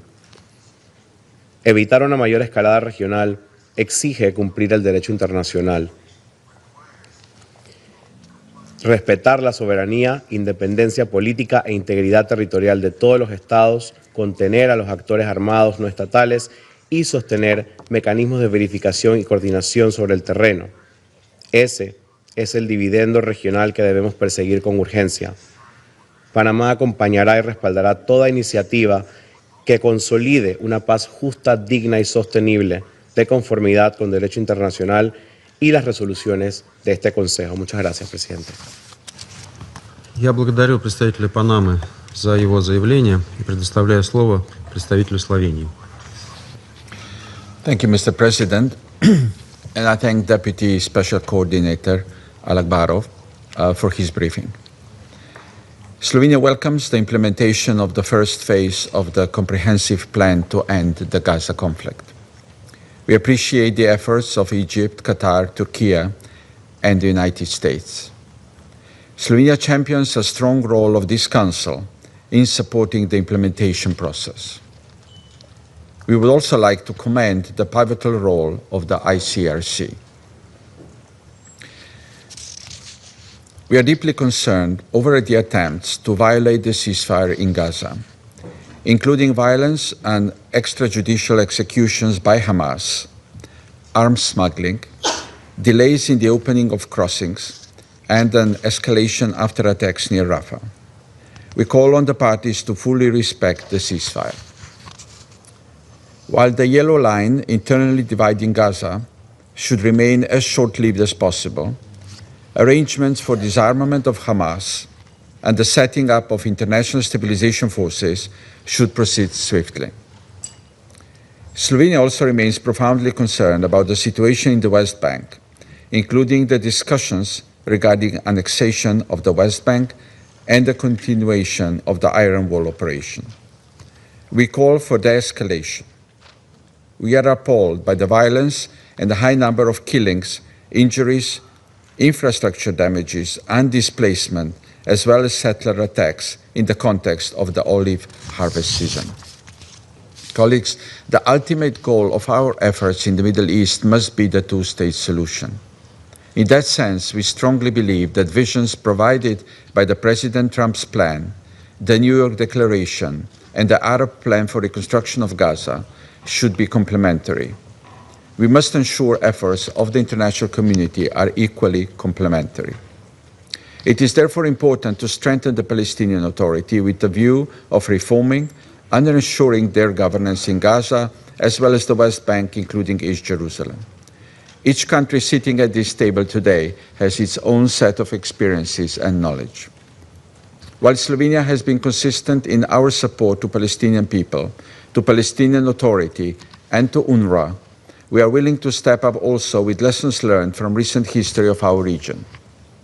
The United Nations has a vast experience of establishing international interim administration in territories recovering from conflict. Kosovo and Bosnia and Herzegovina can serve as an inspiration for plans how to put up a civilian administration in Gaza, even if not directly coordinated by the United Nations. Mr. President, we welcome the 60-day humanitarian plan presented by the UN. Humanitarian needs in Gaza continue being tremendously high, and we continue calling for sustained, unimpeded, and at-scale aid and fuel delivery across the Strip. Safe operating space for humanitarian actors, including international NGOs, must include protection of aid workers operating on the ground, as well as the registration process based on humanitarian principles. We further call for restoration of infrastructure and opening of crossings to eliminate the persistent threat of famine, and for medical evacuations and returns. Medical needs in Gaza are enormous. Doctors and medical workers should be allowed to work unimpeded and without fear. We appeal to Israel to release from arbitrary detention the remaining medical staff from Gaza, including Dr. Abu Safia of Kamal Adwan Hospital. Gaza must also be free and safe space for journalists to work in. Mr. President, the road to healing is long and will likely be paved with fragile peace. It is our collective responsibility to nurture this fragile peace in becoming a just and lasting one. It must be firmly anchored in international law, which includes ensuring accountability of all parties for their actions. In this regard, Slovenia welcomes the work of the International Court of Justice in issuing the latest advisory opinion just yesterday. We underline that the advisory opinion, as an authoritative judicial decision with great legal weight and moral authority, must be studied carefully in order to give full effect to the interpretation of international law as provided by the Court. Thank you. Я благодарю представителя Словении за его заявление и предоставляю слово представителю Китая. 谢谢主席。我感谢阿拉克巴罗夫副特别协调员的通报。加沙冲突延宕2年，造成前所未有的平民伤亡和人道灾难。近日，第1阶段停火协议终于达成，加沙战火得以平息，人质及被扣押人员获释回家，人道物资得以进入加沙，中方对此表示欢迎。当前的进展只是恢复持久和平的第一步，国际社会应当加大努力，凝聚更广泛共识，采取更积极的行动。第一，必须实现加沙持久停火。停火一旦实现，就不能再起新的战端。当前的停火应当成为全面持久停火的基础。但令人不安的是，违反协议的行为仍在发生，造成无辜平民伤亡。加沙的血腥冲突已反复警示我们，对话谈判是解决问题的唯一出路，以暴制暴只会陷入恶性循环。中方呼吁有关各方全面遵守停火协议要求，推动实现真正的全面持久停火，确保加沙重获安全与稳定。第二，必须尽快缓解加沙人道灾难。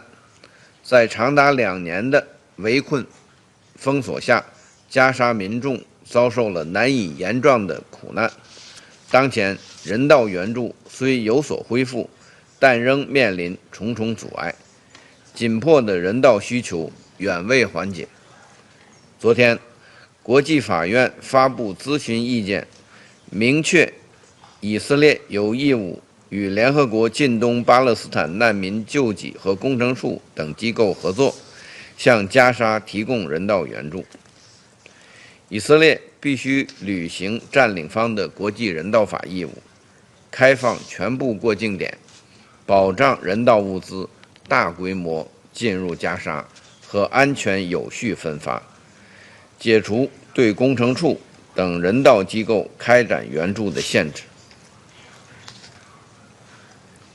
第三，必须妥善推进加沙战后安排。加沙是巴勒斯坦人民的家园，不是国际政治的筹码。任何关于加沙未来的安排都必须坚持8人制8，这一国际社会业已达成的共识，都需要尊重巴勒斯坦人民的意愿。经过2年的狂轰滥炸，加沙满目疮痍，无法居住，必须尽快开启重建，恢复民生。我们欢迎埃及等地区国家为推动加沙重建的努力，国际社会应当为加沙重建提供积极的支持和帮助。第四，必须重建2国方案的政治前景。落实2国方案是解决巴勒斯坦问题的唯一可行出路，不可替代，不容否定。只有巴勒斯坦独立建国，实现民族正当权利，才能消除历史不公和暴力根源，达成巴以之间的长久和平共处。以色列必须停止在约旦河西岸的定居点活动，停止破坏巴勒斯坦民族权力机构的治理基础。国际社会应当汇聚努力，共同反对破坏两国方案基础的单边行动，支持巴勒斯坦早日独立建国，并成为联合国正式会员国。主席，安理会承担着维护国际和平与安全的首要责任，应当为维护加沙和平与稳定发挥积极作用。中方愿同国际社会一道，为推动全面持久停火、缓解人道灾难、落实两国方案，最终实现巴勒斯坦全面公正持久解决做出不懈努力。谢谢主席。Я благодарю представителя Китая за его выступление. Сейчас предоставляю слово представителю Сомали.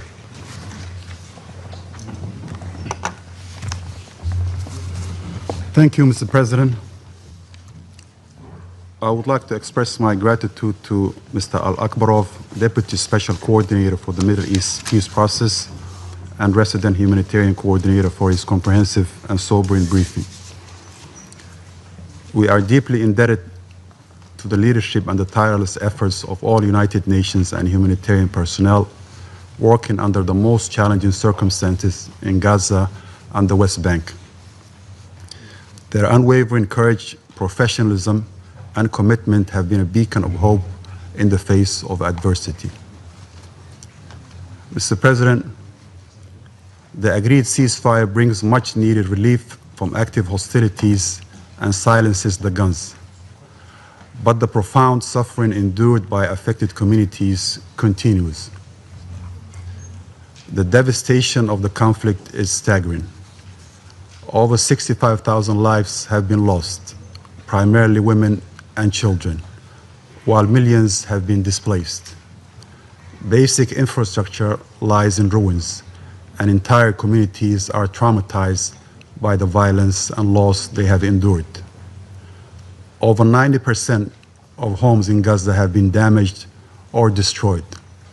The extent of destruction to property and infrastructure is almost unimaginable, leaving most families without basic services or even a place to return to. It would take decades, if not more, to fully repair and inhabit again. The situation in the West Bank, including East Jerusalem, is equally alarming.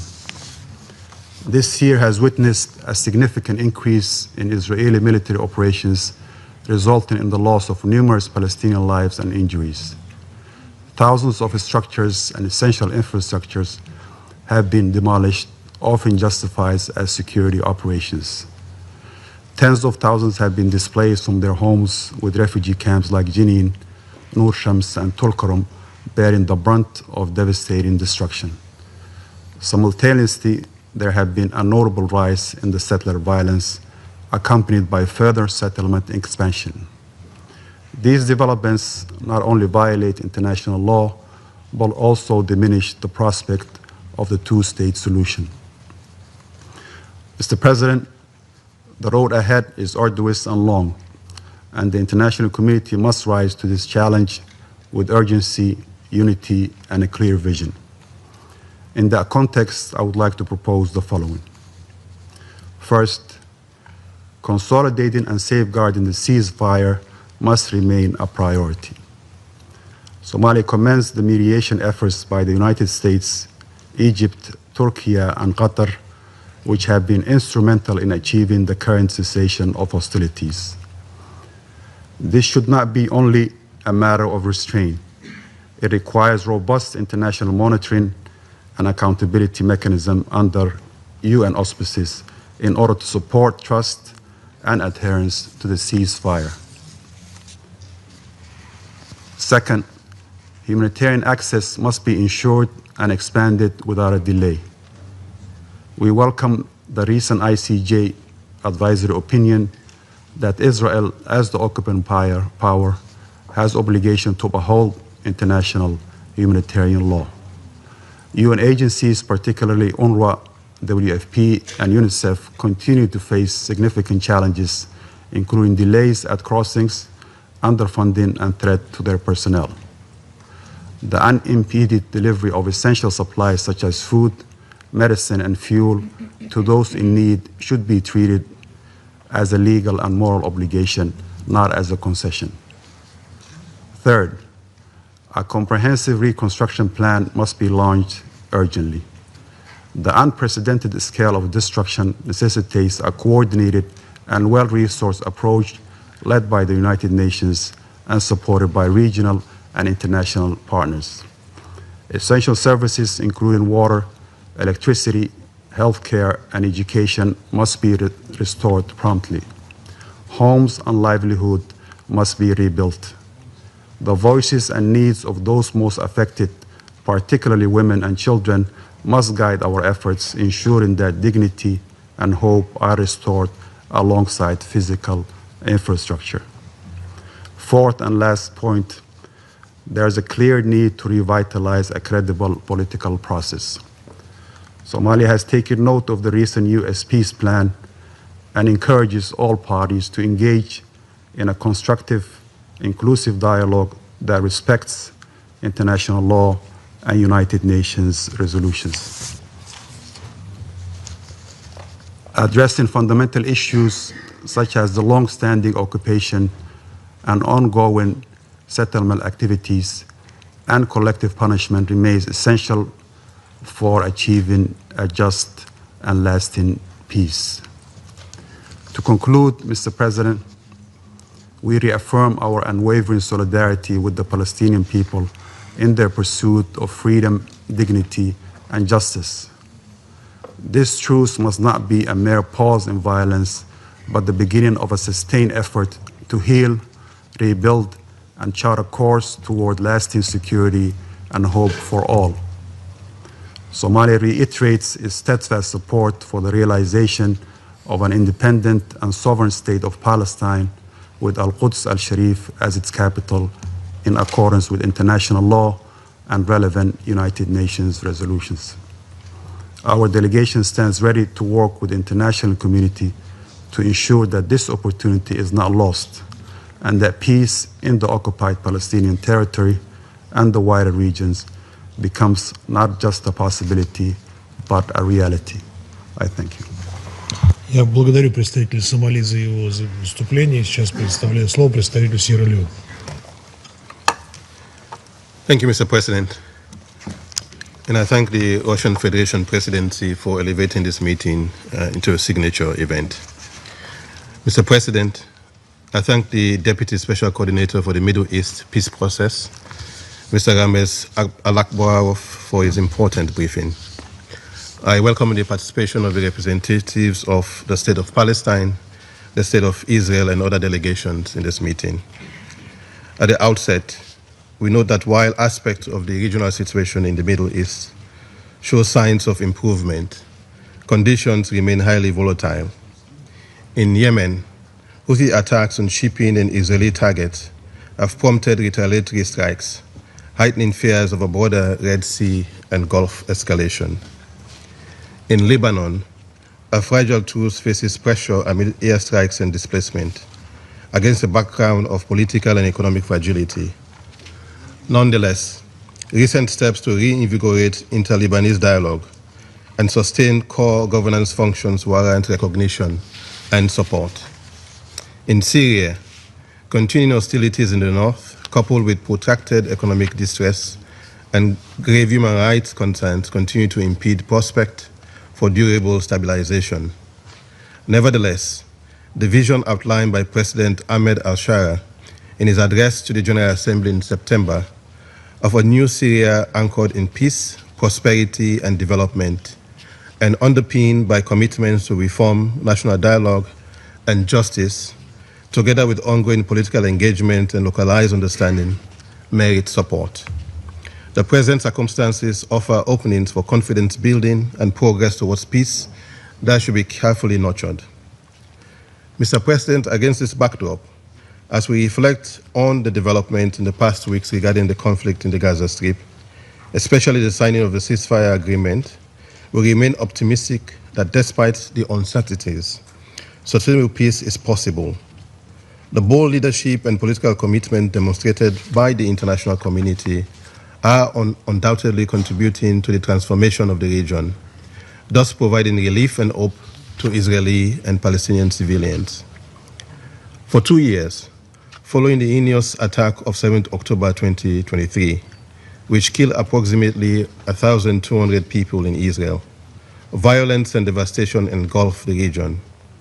In Gaza, the cumulative toll has been catastrophic, with more than 67,000 Palestinians reportedly killed as of early October 2025, amid widespread destruction and acute humanitarian need. These figures underline the human cost of this conflict and the urgency of consolidating the fragile cessation of hostilities now in place. In recent days, we have seen resilience and a measure of hope.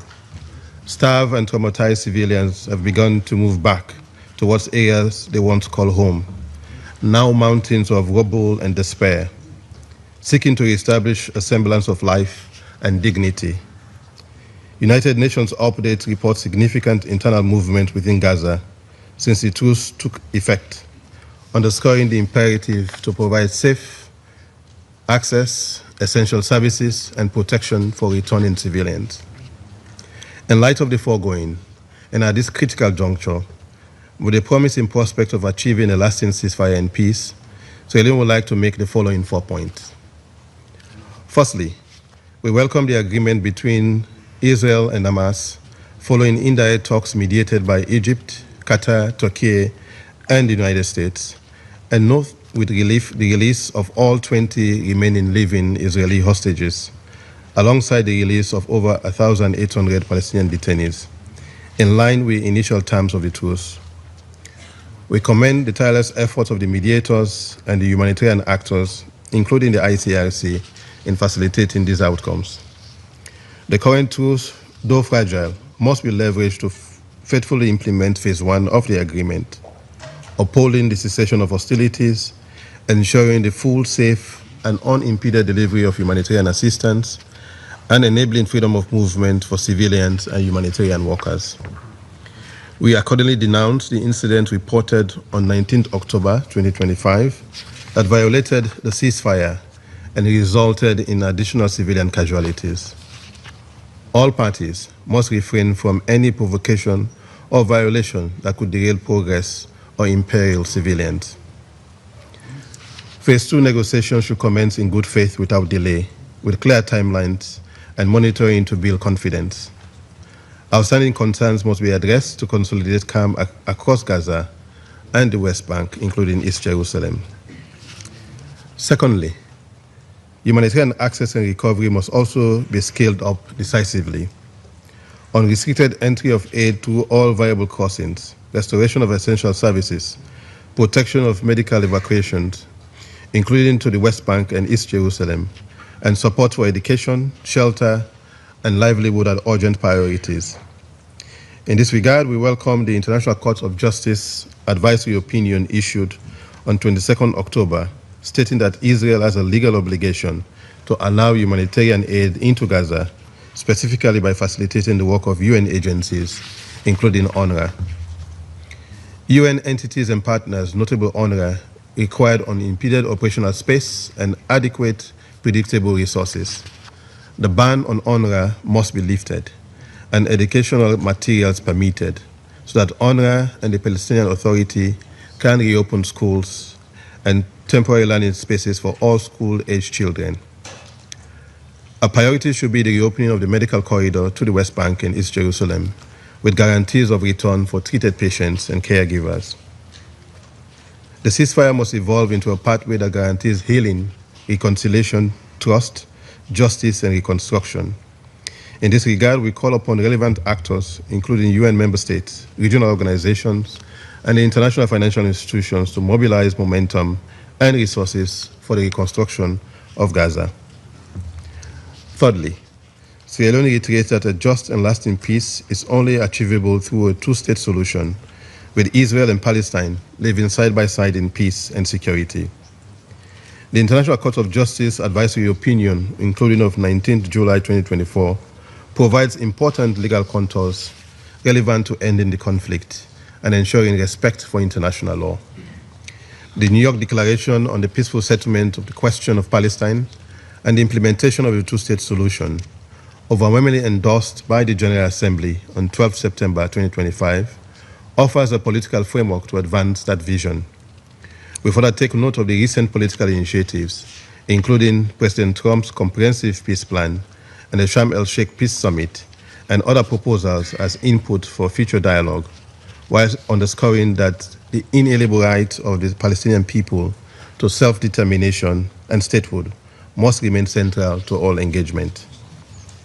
Peace in Gaza must be matched by stability in the West Bank, including East Jerusalem, where tensions have heightened since 21st January 2025 due to Israel's Operation Iron Wall, with a focus on counterterrorism measures.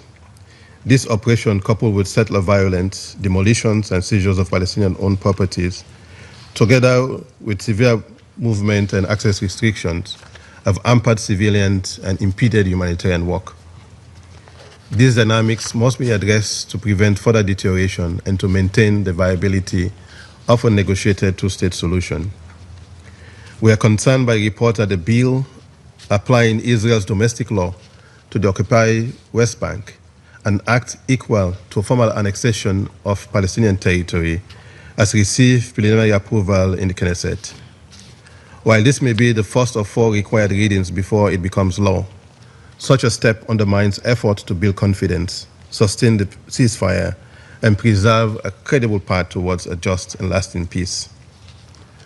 For the avoidance of doubt, the occupation remains illegal under international law, and any measure that seeks to alter the demographic, legal, or territorial status of occupied Palestinian territory are equally without legal validity and constitute a clear violation of international law and relevant UN resolutions. Fourthly and finally, decisions about Palestine must include Palestinians, their institutions, leadership, and civil society in ways that ensure ownership, legitimacy, and consent. No durable settlement can be achieved without the full and meaningful participation of the Palestinian people in shaping their future.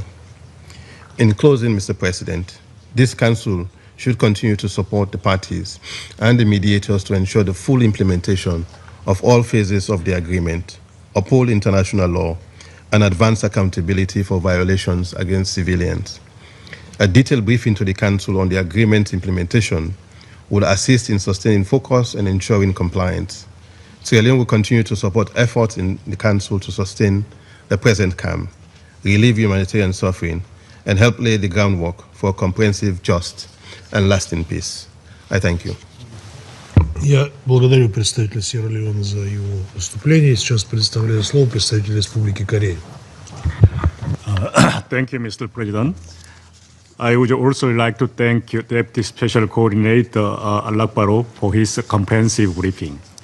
Mr. President, the Republic of Korea welcomes the release of hostages in Gaza, as well as the implementation of the ceasefire earlier this month, and commend the enormous efforts by mediating countries, the US, Qatar, Egypt, and Turkey.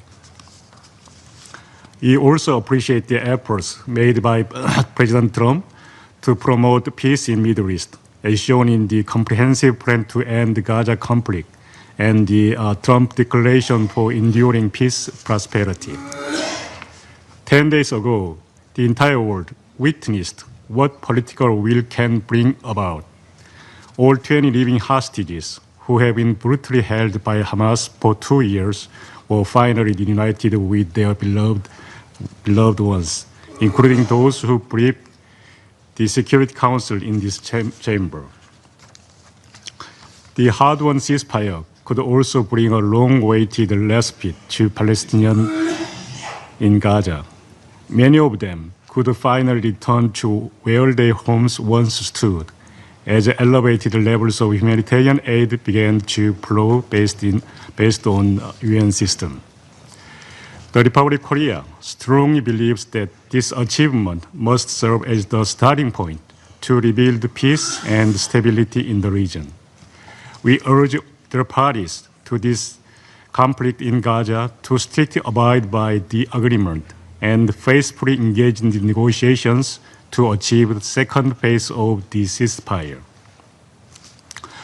Reiterating our clear condemnation of the terrorist attack by Hamas 2 years ago, we reaffirm our belief that, in accordance with the comprehensive plan to end the Gaza conflict, as well as the New York Declaration, Hamas must not serve any role in future governance of Gaza and must lay down its weapons. We also urge Hamas to exert all efforts to locate and return the bodies of the deceased hostages. And also Israel must also comply with its commitment, including complete suspension of all military operations, full entry of humanitarian aid through all available routes, and withdrawal to agreed lines. At the same time, the humanitarian work of UN agencies, including UNRWA, must be ensured as detailed in the list of ICJ advisory opinion.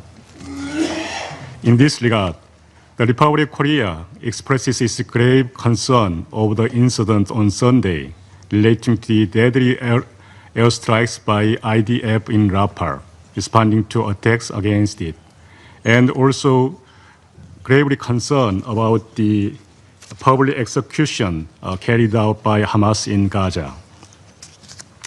We again call on both parties to abide by a ceasefire agreement.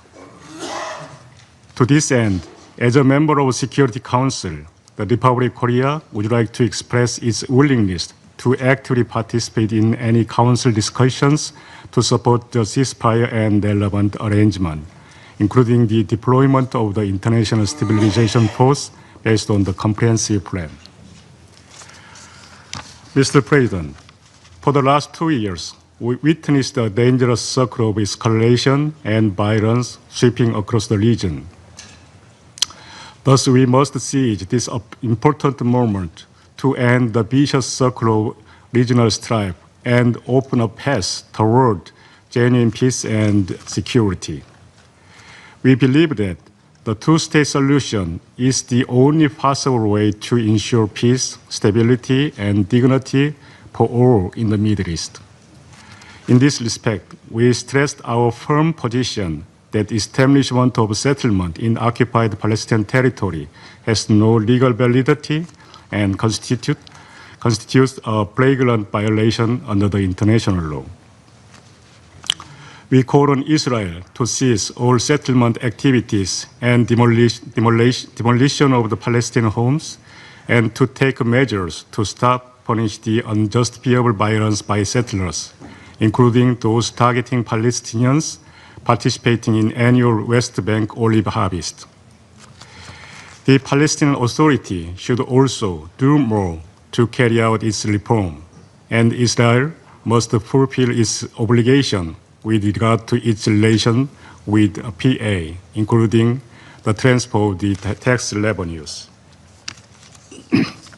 Mr. President, the horrific terrorist attack by Hamas in October 2023 ended up only deepening the unfathomable suffering of Palestinians and compounding the agony of both Israeli and Palestinians. The massive military response by Israel over the last 2 years, according to OCHA, is resulted to killing of more than 68,000 people in Gaza, including more than 20,000 children and more than 10,000 women, also show that military solution can never achieve sustainable peace. So we hope that through this catastrophic experience, all actors in the region can finally realize the indispensable value of coexistence and peace. I thank you. Я благодарю представителя Республики Корея за его выступление. Сейчас предоставляю слово представителю Алжира. Thank you, Mr. President. At the outset, I wish to thank Deputy Special Coordinator Alakbarov for his thoughtful and informative briefing. 2 years after enduring relentless bombardment, carnage, starvation, and the threat of ethnic cleansing and genocide, the Palestinian people in Gaza are beginning at last, to glimpse a moment of relief. It is a fragile moment, yet it carries within it a seed of hope.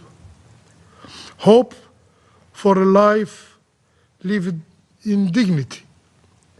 Hope for a future built on justice. Hope for the realization of their legitimate right to statehood. In this regard, we welcome the tireless effort of the mediators, the United States, Egypt, Qatar, and Turkey, whose dedication helped bring about the ceasefire, release of the hostages, and exchange of Palestinian prisoners.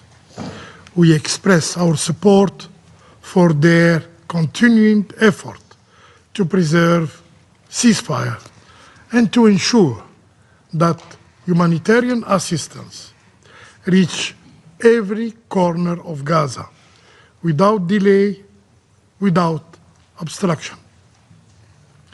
We call on all parties to honor their commitments to maintain the ceasefire and to guarantee unhindered humanitarian access with the participation of credible humanitarian actors, including UNRWA, that is pivotal for the UN action. In this regard, we recall also the obligation of Israel, the occupying power, as reaffirmed in the advisory opinion issued yesterday by the International Court of Justice. Gazans need respite. They need time to heal. They need to rebuild their homes. They need to reopen their schools. They need to restore the rhythm of ordinary life. There, the scale of destruction is beyond imagination. The social and human toll is immense. Hundreds of thousands displaced, families shattered, children without classrooms, and unemployment at unprecedented levels. The reconstruction of Gaza must therefore become a collective mission. It requires the full mobilization of the international community, guided by solidarity, compassion, and vision of justice. Algeria will take its share in this endeavor, but rebuilding Gaza must not end with bricks and concrete. It must open a political horizon, a path leading toward a just and lasting peace, embodied in the establishment of an independent, sovereign state of Palestine. Palestinian cannot continue to be overlooked or simply ignored. Mr. President, while attention is rightfully focused on Gaza, we cannot overlook the alarming development in the West Bank. Yesterday's vote in the Israeli Knesset to advance bill aimed at annexing the West Bank exposes once again, the colonial nature of the occupation. It represents a blatant attempt to legitimize settlements in flagrant violation of international law and also of relevant Security Council resolution. We strongly condemn these actions and call upon the international community, and in particularly this Council, to uphold its responsibility to safeguard the prospect for a just and viable two-state solution. Continuing settlement expansion, settler violence, and annexation measures are gravely endangering peace efforts and undermining the very basis of a future Palestinian state. These acts stand in defiance of international law and against the resolve of the global community, which are clearly reaffirmed its support for Palestinian statehood through an ever-growing wave of recognition. Mr. President,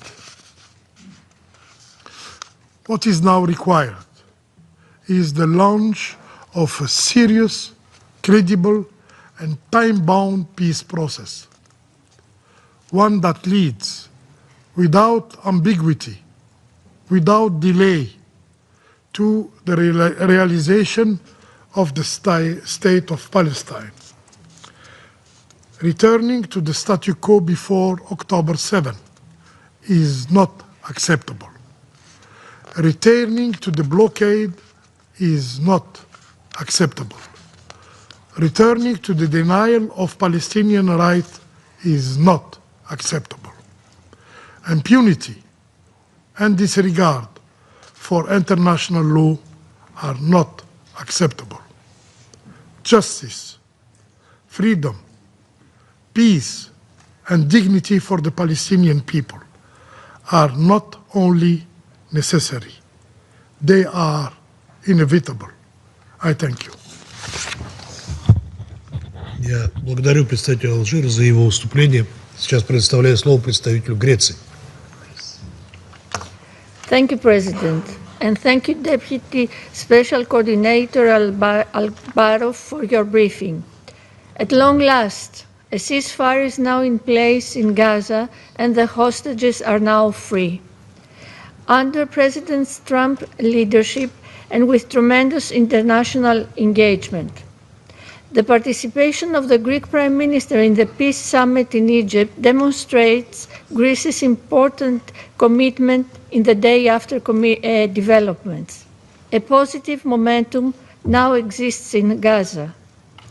The world's gaze is now upon the full implementation of the peace plan. We call on all parties to fulfill their commitments, allowing for the establishment of a lasting ceasefire and the return of the remains of the hostages. This should pave the way to a comprehensive political process. The international community should ensure the Palestinians have full ownership in all aspects of the agreement, be it recovery, reconstruction, and governance. Meanwhile, the UN and its humanitarian partners must continue to scale up their operations on the ground, as outlined in their 60-day plan. Additional food parcels are being distributed and additional bakeries are now functional. However, far greater volumes are needed. We therefore call for the full, safe, and unimpeded flow of humanitarian aid and supplies into Gaza, as well as the restoration of full access to potable water and electricity for the civilian population. In this regard, we look forward to the reopening of the Rafah border crossing, which can greatly facilitate the inflow of humanitarian aid at scale across the Strip. The role of the UN and its agencies remains crucial and irreplaceable, as confirmed by the advisory opinion of the ICJ issued yesterday. Notably, the role of UNRWA, toward which Greece has consistently contributed and has recently increased its contribution as it advances along the implementation of the Colonna recommendations. Similarly, we support initiatives such as the Cyprus-led Almathea Maritime Humanitarian Corridor. They can effectively contribute to the direct delivery of humanitarian aid complementing land routes. Greece stands ready to contribute to the reconstruction of Gaza and the flow of humanitarian aid, as was stated by our foreign minister during his meeting with his Palestinian counterpart in Athens. At the same time, incidents over the past weekend have demonstrated that the ceasefire is fragile. Diplomacy has delivered. It is now up to the parties to uphold their obligations and demonstrate caution and restraint. The envisaged US-led International Stabilization Force provides for a promising prospect in support of peace. As the custodian of international peace and security, this Council is the appropriate body to mandate this force. Greece will engage constructively in relevant consultations on the next steps. President, the time has come to forge a path towards lasting peace and security based on the two-state solution. The international community reaffirmed its overwhelming support for the two-state solution at the high-level conference co-chaired by France and the Kingdom of Saudi Arabia last month. Our sight is now fixed on the activation of the peace plan's second phase, one which can establish sustainable peace and prosperity in the region. We rejoiced at the sight of freed Israeli hostages embracing their loved ones. We now expect Hamas to comply fully with the terms of the agreement and proceed with the immediate return of all the deceased adhering to the terms. Under the peace plan, Hamas is given a chance to decommission the weapons and leave Gaza. The recent appalling footage of brutal public executions committed by Hamas, as well as the skirmishes against rival factions in Gaza, make the issue of Hamas disarmament most imperative. It can have no role, direct or indirect, in the governance of Gaza. A viable alternative to its devastating rule in Gaza is sorely needed. A reformed and empowered Palestinian Authority, which Greece fully supports, is an indispensable and credible partner for peace. President, despite these developments, we cannot deviate our attention from the West Bank. According to the UN Human Rights Office, there is a clear increase of severe attacks by armed extremist settlers in the West Bank, 2 weeks into the start of the 2025 harvest. Settlement expansion and settler violence, including against Christian communities, are causes for grave concern. We thus reiterate our call for the preservation of the status quo of the holy sites in the old city of Jerusalem. We further stress that announcements on the construction of additional settlements which undermine the two-state solution must be reversed. In conclusion, President, the Middle East, a region vibrant in its diversity and rich in its history, seems to be turning a new page. This Council needs to uphold its role and responsibility in seeing that regional peace is established. so that the peoples of the region may finally enjoy a future of stability, dignity, and hope. I thank you. Я благодарю представителя Греции за ее выступление. Сейчас предоставляю слово представителю Франции. Merci, Monsieur le Président. Monsieur le Président, je remercie tout d'abord le coordonnateur spécial adjoint pour le processus de paix au Moyen-Orient, Monsieur Ramiz Al-Akbarov, pour son exposé et salue la présence des représentants d'Israël, de la Palestine, du Sénégal et du Kazakhstan. Le mois écoulé aura été marqué à la fois par le souvenir tragique du 2e anniversaire des attaques terroristes du 7 octobre aux conséquences dévastatrices et par l'espoir suscité par la signature d'un accord de paix historique à Sharm el-Sheikh. Cet accord, rendu possible par l'action inlassable des États-Unis, du Qatar, de l'Égypte, de la Turquie, est une étape cruciale vers la paix.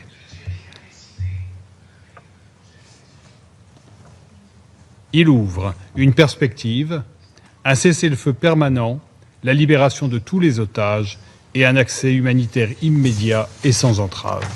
Il crée les conditions de la paix et de la mise en œuvre de la solution à 2 États. Les 2 parties doivent saisir cette chance historique. La France les appelle à mettre pleinement en œuvre les engagements pris avec 2 urgences.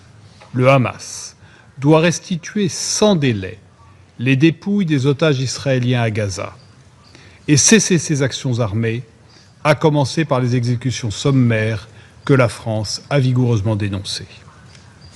Israël doit permettre l'entrée massive de l'aide humanitaire par le biais des Nations Unies et des ONG internationales. La France appelle Israël à se conformer à ses obligations, telles que rappelées par la Cour internationale de justice dans son avis consultatif du 22 octobre. Monsieur le Président, pour transformer le cessez-le-feu en une paix durable, il faut à notre Conseil prendre ses responsabilités. Nos efforts doivent viser la mise en œuvre de la 2e phase du plan américain et de la déclaration de New York, massivement endossée par l'Assemblée générale. 5 priorités guideront notre action. Premièrement, la sécurité et l'ordre public. À travers le déploiement à Gaza d'une force internationale de stabilisation, mandatée par le Conseil de sécurité, à l'invitation de l'autorité palestinienne, avec un soutien régional et international appuyé. Des forces régulières de sécurité et de police palestiniennes seront formées et appuyées, et le Hamas désarmé. Deuxièmement, l'aide humanitaire et la reconstruction. L'accès de l'aide humanitaire doit se faire par tous les points de passage, sous la coordination des Nations Unies, de leurs agences, du CICR et des ONG, et dans le plein respect du droit international humanitaire. La France rappelle le rôle indispensable de l'UNRWA. Elle soutient les efforts de mobilisation de l'Égypte pour la reconstruction. Troisièmement, une gouvernance renouvelée pour Gaza. Notre boussole, c'est le droit du peuple palestinien à l'autodétermination et à un État de Palestine qui englobe Gaza et la Cisjordanie. L'autorité palestinienne réformée en assumera la responsabilité et le Hamas ne pourra y jouer aucun rôle. Quatrièmement, le lien entre la Cisjordanie et Gaza. La France est préoccupée par l'accélération de la colonisation, la violence des colons et les menaces d'annexion partielle ou totale de la Cisjordanie, y compris l'approbation préliminaire de projets de loi à la Knesset dans ce sens. La France rejette tout projet d'annexion, violation flagrante du droit international, grave menace à la solution à 2 États.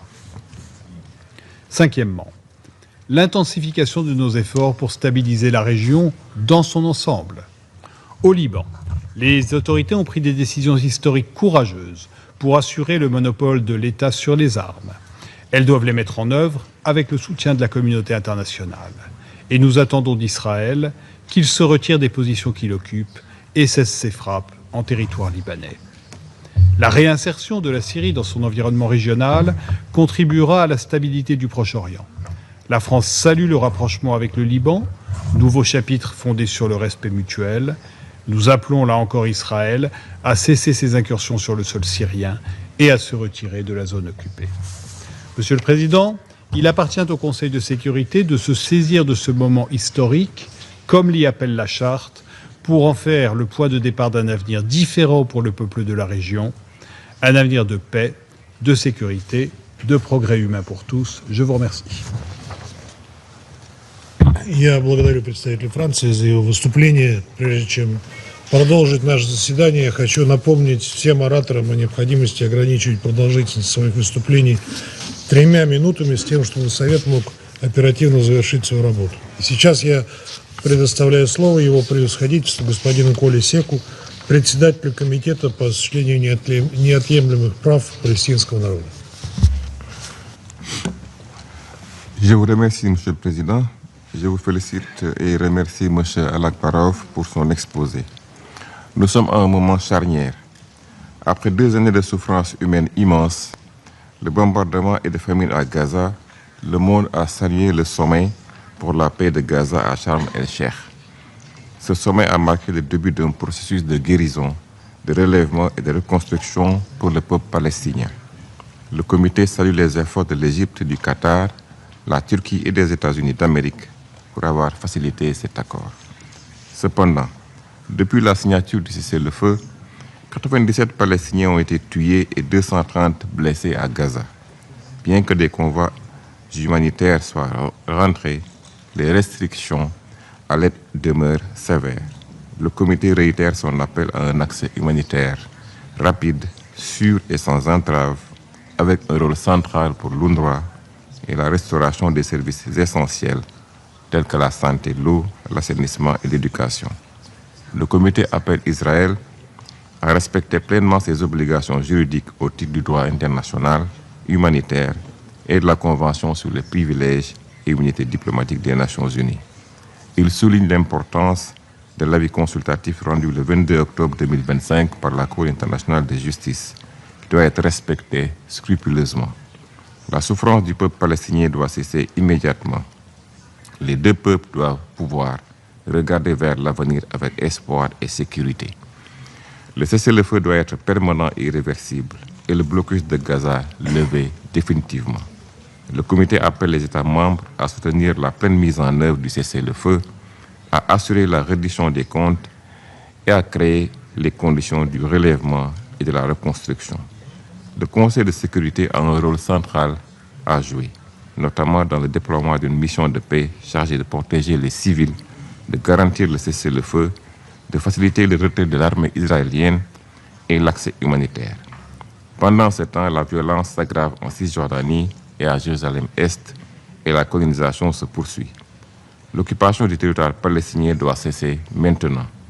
La date limite de septembre 2025, demandée par la CIJ et fixée par la résolution ES 1024 de l'Assemblée générale, est dépassée. Nous espérons que le cessez-le-feu apportera une paix durable dans toute la Palestine occupée, y compris la Cisjordanie. La communauté internationale s'est exprimée à la conférence internationale pour le règlement de la question de Palestine, co-présidée par la France et l'Arabie saoudite. La déclaration de New York issue de cette conférence constitue une feuille de route pour préserver la solution des 2 États et garantir la continuité du territoire de l'État de Palestine. Aujourd'hui, 159 pays reconnaissent l'État de Palestine, confirmant un large consensus international. Le comité va persévérer dans son soutien au peuple palestinien pour la réalisation de son droit inaliénable à l'autodétermination et à la création d'un État souverain et indépendant avec Jérusalem-Est pour capitale. Les conditions doivent être réunies pour qu'Israéliens et Palestiniens vivent côte à côte dans la paix, la sécurité et la prospérité. Nous devons commencer à reconstruire ce qui a été perdu pour les générations futures et pour tout le Moyen-Orient. Il est temps de regarder vers un nouvel avenir pour le peuple palestinien, mais aussi de reconnaître la tâche morale que ces 2 années ont laissée sur notre conscience collective et de dire haut et fort, plus jamais ça. Je vous remercie, Monsieur le Président. Я благодарю господина Сека за его выступление. Сейчас предоставляю слово представителю Казахстана. Thank you, Mr. President. I wish to commend the Russian Federation for its leadership of the Council during this critical month. I also thank Mr. Ramiz Alakbarov for his valuable briefing. For the first time in 2 years, we see genuine hope for peace in Gaza and the wider region. Kazakhstan joins the international community in welcoming this historic agreement that has secured the release of all hostages and holds the promise of a lasting ceasefire based on the peace proposal of President Donald Trump. This breakthrough was made possible by the much appreciated tireless mediation and coordinated diplomacy of the United States, Egypt, Qatar, and Turkey. Kazakhstan welcomes the constructive outcome of the last week's high-level summit in Sharm el-Sheikh with its collective commitment to fully implement the ceasefire agreement through comprehensive political negotiations, resulting in a sustainable solution in the Middle East. President Kassym-Jomart Tokayev of Kazakhstan has expressed its strong support for this plan towards a permanent ceasefire and a credible political process, paving the way for lasting peace, stability, and dignity for both Palestinians and Israelis. We also welcome the successful conclusion of the high-level conference on the two-state solution and the adoption of New York Declaration under the able leadership of France and Saudi Arabia. Kazakhstan supports diplomatic initiatives aimed at regional reconciliation in the Middle East, including the Arab Peace Initiative, the Abraham Accords, and others. We reaffirm the vision of two independent and sovereign states, Israel and Palestine, living side by side in peace and security within the pre-1967 borders and with East Jerusalem as the capital of the State of Palestine. Mr. President, we acknowledge the vital contribution of the United Nations under the leadership of the Secretary General in facilitating the implementation of the agreement and supporting the recovery and reconstruction of Gaza. We support the statement of Secretary General on ICJ's advisory opinion. The humanitarian situation in Gaza remains grave, and sustained efforts are needed to ensure unimpeded access to aid and other services. Kazakhstan underscores the indispensable role of the United Nations and its agencies, particularly UNRWA and OCHA, in supporting the Palestinian people and rebuilding communities shattered by war. We also believe that peace in Gaza must become a catalyst for human security and broader regional stability in the context of other protracted crises in Iraq, Lebanon, Syria, and Yemen. Finally, Kazakhstan reaffirms its readiness to continue constructively to achieve a comprehensive, just, and lasting peace in the Middle East in full accordance with the UN Charter. I thank you. Я благодарю представителя Казахстана за его выступление. Сейчас предоставляю слово представителю Египта. خالص الشكر سيد الرئيس. بداية نتوجه بالشكر إلى روسيا الاتحادية على جهودها المقدرة في رئاسة المجلس هذا الشهر، وأثمن الإعاطات المقدمة اليوم بشأن الوضع في الشرق الأوسط. سيد الرئيس، لقد طالت التبعات السلبية للصراعات في الشرق الأوسط أمن واستقرار العديد من شعوب المنطقة، والتي تتساءل بشكل مشروع عن آفاق تصفية الأزمات المزمنة في المنطقة منذ عقود، وعن مصير وحقوق الأجيال الحالية والقادمة. وفي هذا السياق يجب ألا ندخر جميعا أي جهد لصياغة حلول لا رجعة فيها لتلك الصراعات، وفي القلب من تلك الجهود يقف مجلس الأمن وحده القادر على الاعتماد والإنفاذ، وتقف الأمم المتحدة القادرة على دعم التنفيذ، ومصر تعكف على تنفيذ ما تناديكم به انطلاقا من إيمانها بأن للجميع جذرا واحدا هو الانتماء للإنسانية. لقد كانت مصر بتاريخها التليد رائدة في الانفتاح على مختلف الشعوب والثقافات، ثابتة الإيمان بنهج السلام خيارا استراتيجيا، سلام صنعته بتضحيات أبنائها وفرضته بإرادتها وصانته بقوتها، إيمانا منها بأن قوة المنطق أسمى من منطق القوة، وأن العالم يتسع للجميع، سلام الأقوياء القائم على الحق والعدل والتوازن والندية وعلى احترام حقوق الغير وقبوله. مصر سيد الرئيس هي من كسرت الحاجز النفسي الرهيب بين العرب وإسرائيل عبر مبادرة شجاعة أطلقها الرئيس الراحل أنور السادات بزيارته التاريخية للقدس في نوفمبر 1977.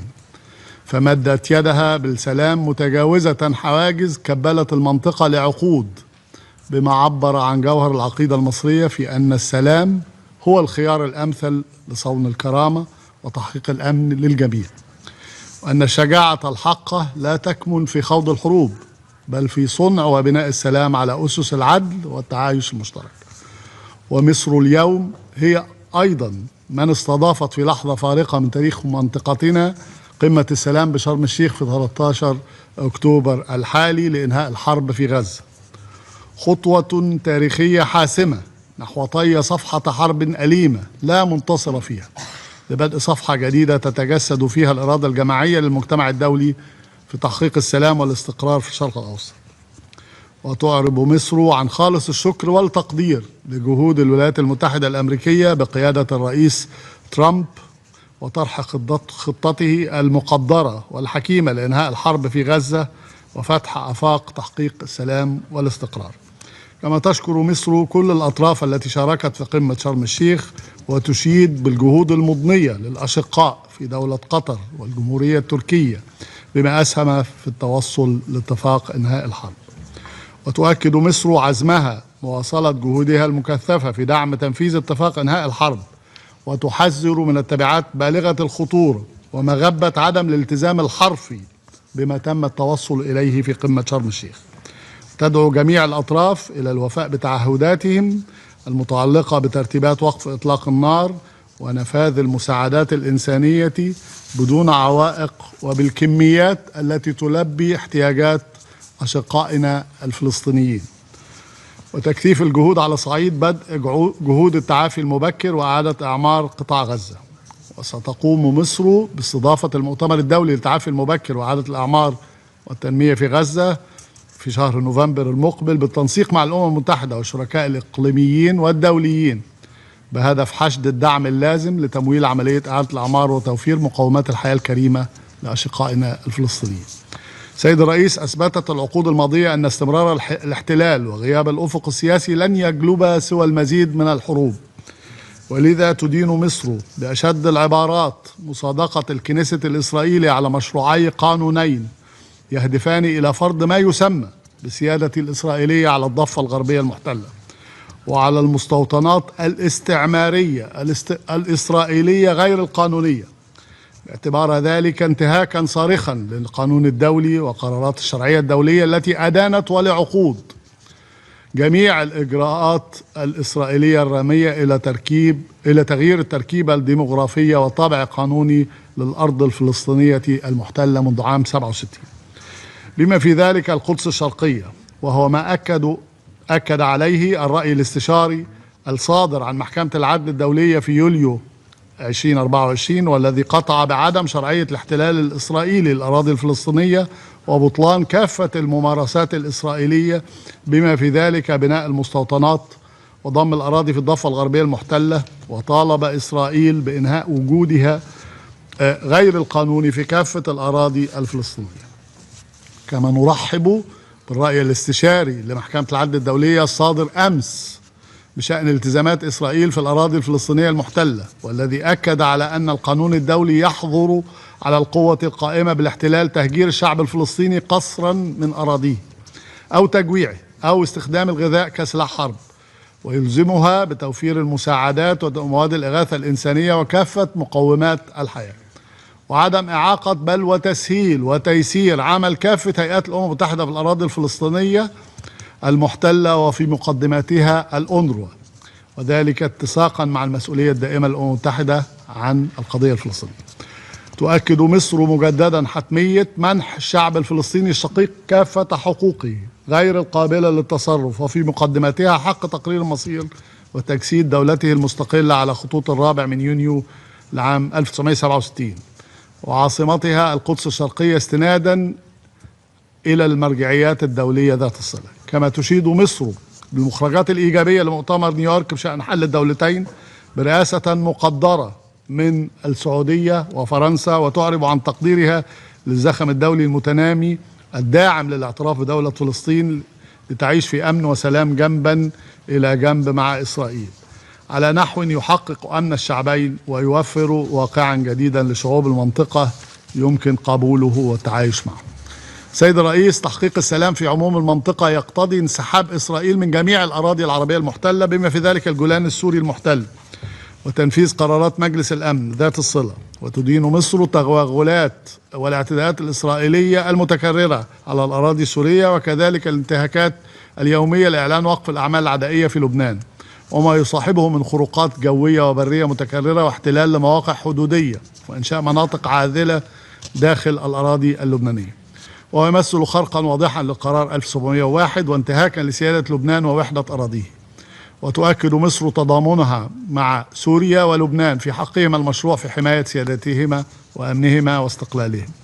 في الختام أعيد التأكيد على دعم وتطلع مصر إلى التنفيذ الكامل لاتفاق شرم الشيخ، وأقتبس من كلمات الرئيس ترامب أمام قمة شرم الشيخ وفي الكنيست: إن هذا ليس مجرد نهاية حرب، بل بداية عصر جديد من الإيمان والأمل، فمعا أظهرنا أن السلام ليس مجرد أمل نحلم به، بل هو واقع، وهذا هو اليوم الذي عمل وكافح وتطلع وصلى من أجله الناس في أنحاء العالم.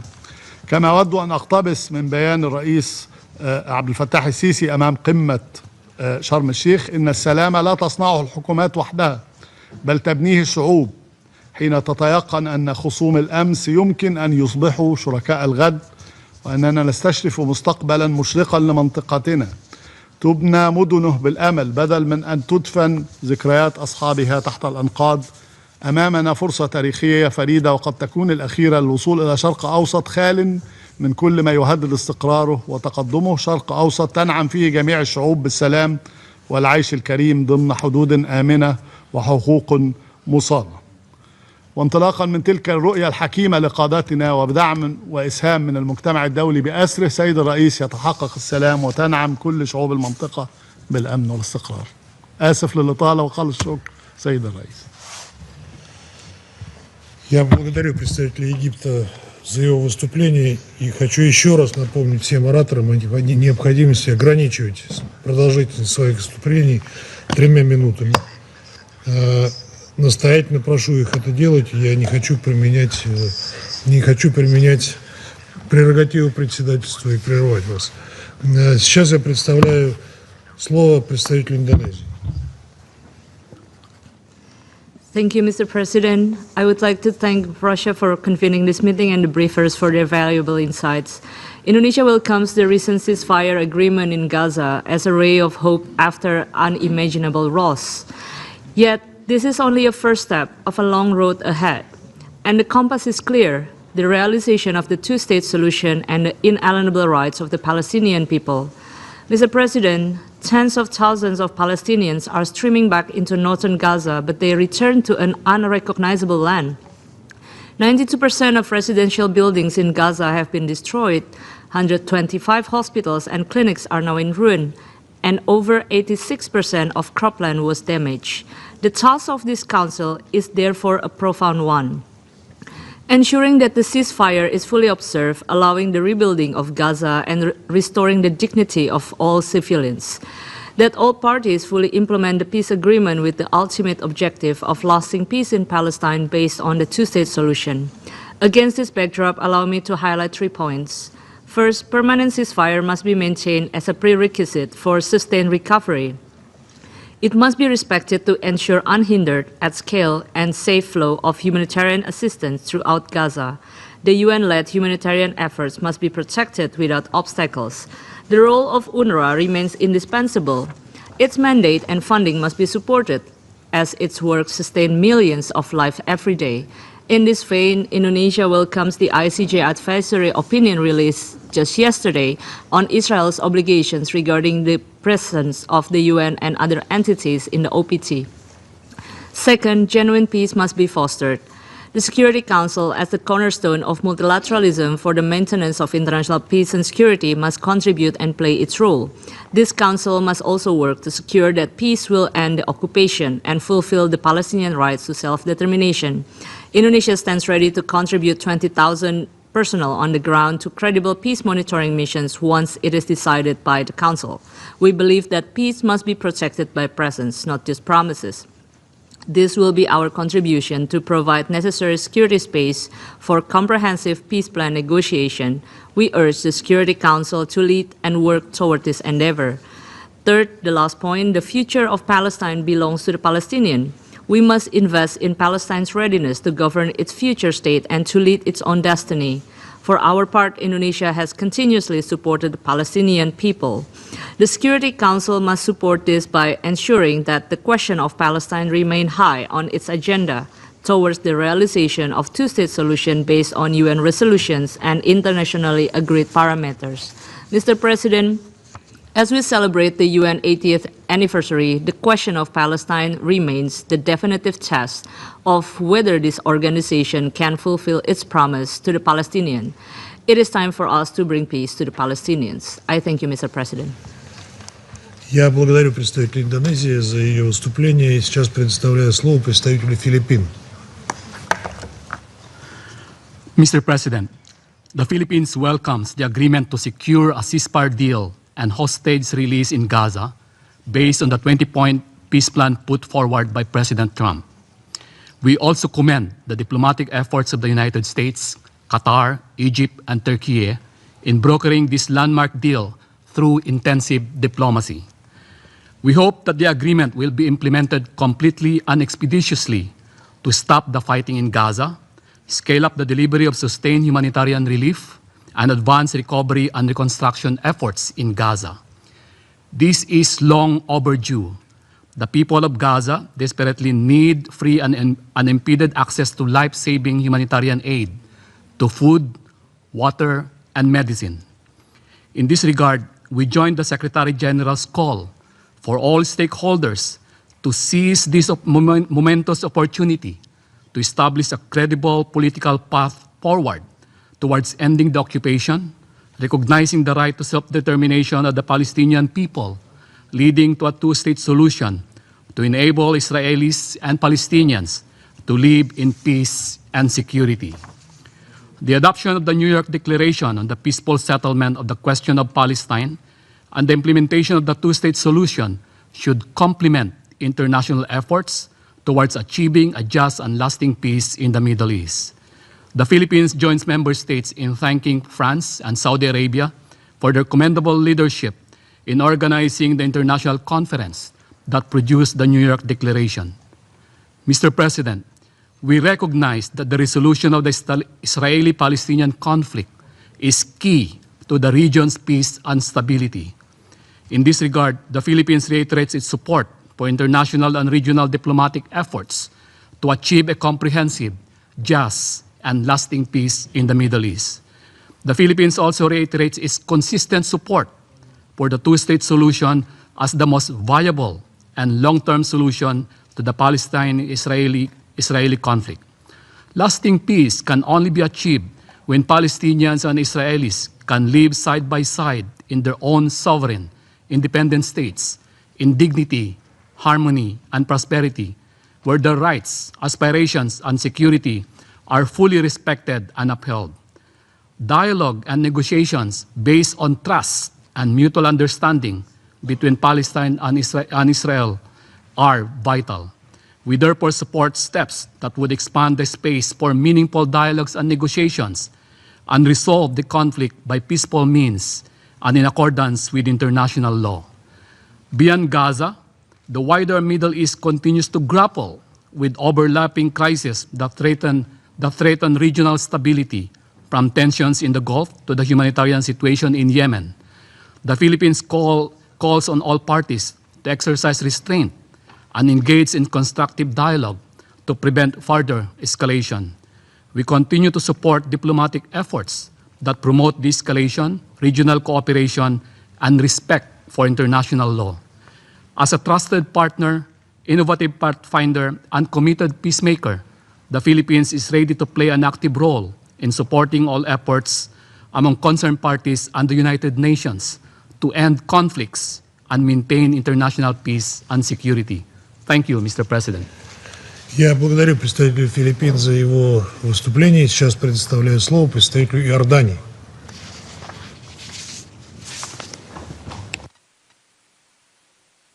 شكرا سيد الرئيس.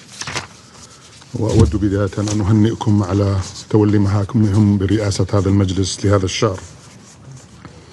السيد الرئيس، تنعقد هذه الجلسة الهامة في مرحلة مفصلية تشهدها الأوضاع في الأراضي الفلسطينية المحتلة، وذلك في أعقاب التوصل للاتفاق الذي يقضي بإنهاء الحرب الإسرائيلية الوحشية التي استمرت لأكثر من عامين على غزة، والتي قتلت خلالها إسرائيل ما يزيد عن 68 ألف فلسطيني، ودمرت كل مقومات الحياة، ومنعت دخول المساعدات الإنسانية، واستهدفت بطريقة ممنهجة الصحفيين والعمال الإنسانيين والموظفين الأمميين.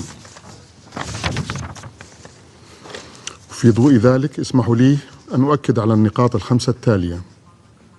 أولا، يرحب الأردن بالتوقيع على وثيقة اتفاق غزة خلال قمة شرم الشيخ مؤخرا، ويثمن الدور الحاسم الذي اطلع به فخامة الرئيس الأمريكي في التوصل إلى اتفاق وقف إطلاق النار والتزامه بإنهاء الحرب وضمان تدفق المساعدات ومنع التهجير ودفع جهود إعادة الإعمار ومنع ضم الضفة الغربية وتعزيز مسار تحقيق السلام في المنطقة.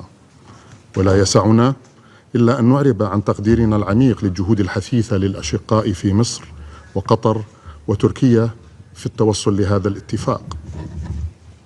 ثانيا، يؤكد الأردن على مركزية الالتزام التام باتفاق وقف إطلاق النار في غزة وتكاتف الجهود المبذولة لإنجاز المرحلة الأولى من الاتفاق، بما في ذلك ترتيبات وقف العمليات العسكرية وتبادل الأسرى والانسحاب الكامل لجيش الاحتلال الإسرائيلي وضمان إدخال المساعدات الإنسانية بشكل مستدام إلى سكان القطاع، وذلك من أجل الانتقال إلى المرحلة الثانية من الاتفاق وصولا إلى إطلاق أفق سياسي حقيقي لتحقيق السلام الشامل على أساس حل الدولتين وفق قرارات الشرعية الدولية ومبادرة السلام العربية. ثالثا، يؤكد الأردن على أهمية معالجة التبعات الكارثية التي خلفها العدوان الإسرائيلي على غزة، ونجدد في هذا المقام جاهزية الأردن في الاستمرار في الاطلاع بدوره الإنساني الفاعل في إيصال المساعدات إلى الأشقاء في غزة فور إزالة القيود الإسرائيلية المخالفة للقانون الدولي الإنسانية والمبادئ الإنسانية والإجراءات الاحترازية التي أمرت بها محكمة العدل الدولية. سيد الرئيس، ولا يسعنا كذلك إلا أن نؤكد على الوجود المحوري لوكالة الأونروا في أداء واجبها الذي لا غنى عنه في تقديم خدماتها الأساسية لنحو 5.5 مليون لاجئ في جميع مناطق عملها وفقا لتفويضها الأممي، وخاصة في غزة والأراضي المحتلة في أيامنا هذه. ونثمن في هذا السياق ونؤيد الرأي الاستشاري لمحكمة العدل الدولية أمس، والذي أكد أن إسرائيل ملزمة بأن تضمن الاحترام الكامل لحرمة مقرات الأمم المتحدة وحصاناتها بما في ذلك للأونروا، وأن تلتزم بضمان الاحترام الكامل للامتيازات والحصانات للعاملين في الأمم المتحدة، وكذلك والذي أكد كذلك على دور الأونروا المركزي الذي لا غنى عنه. رابعا،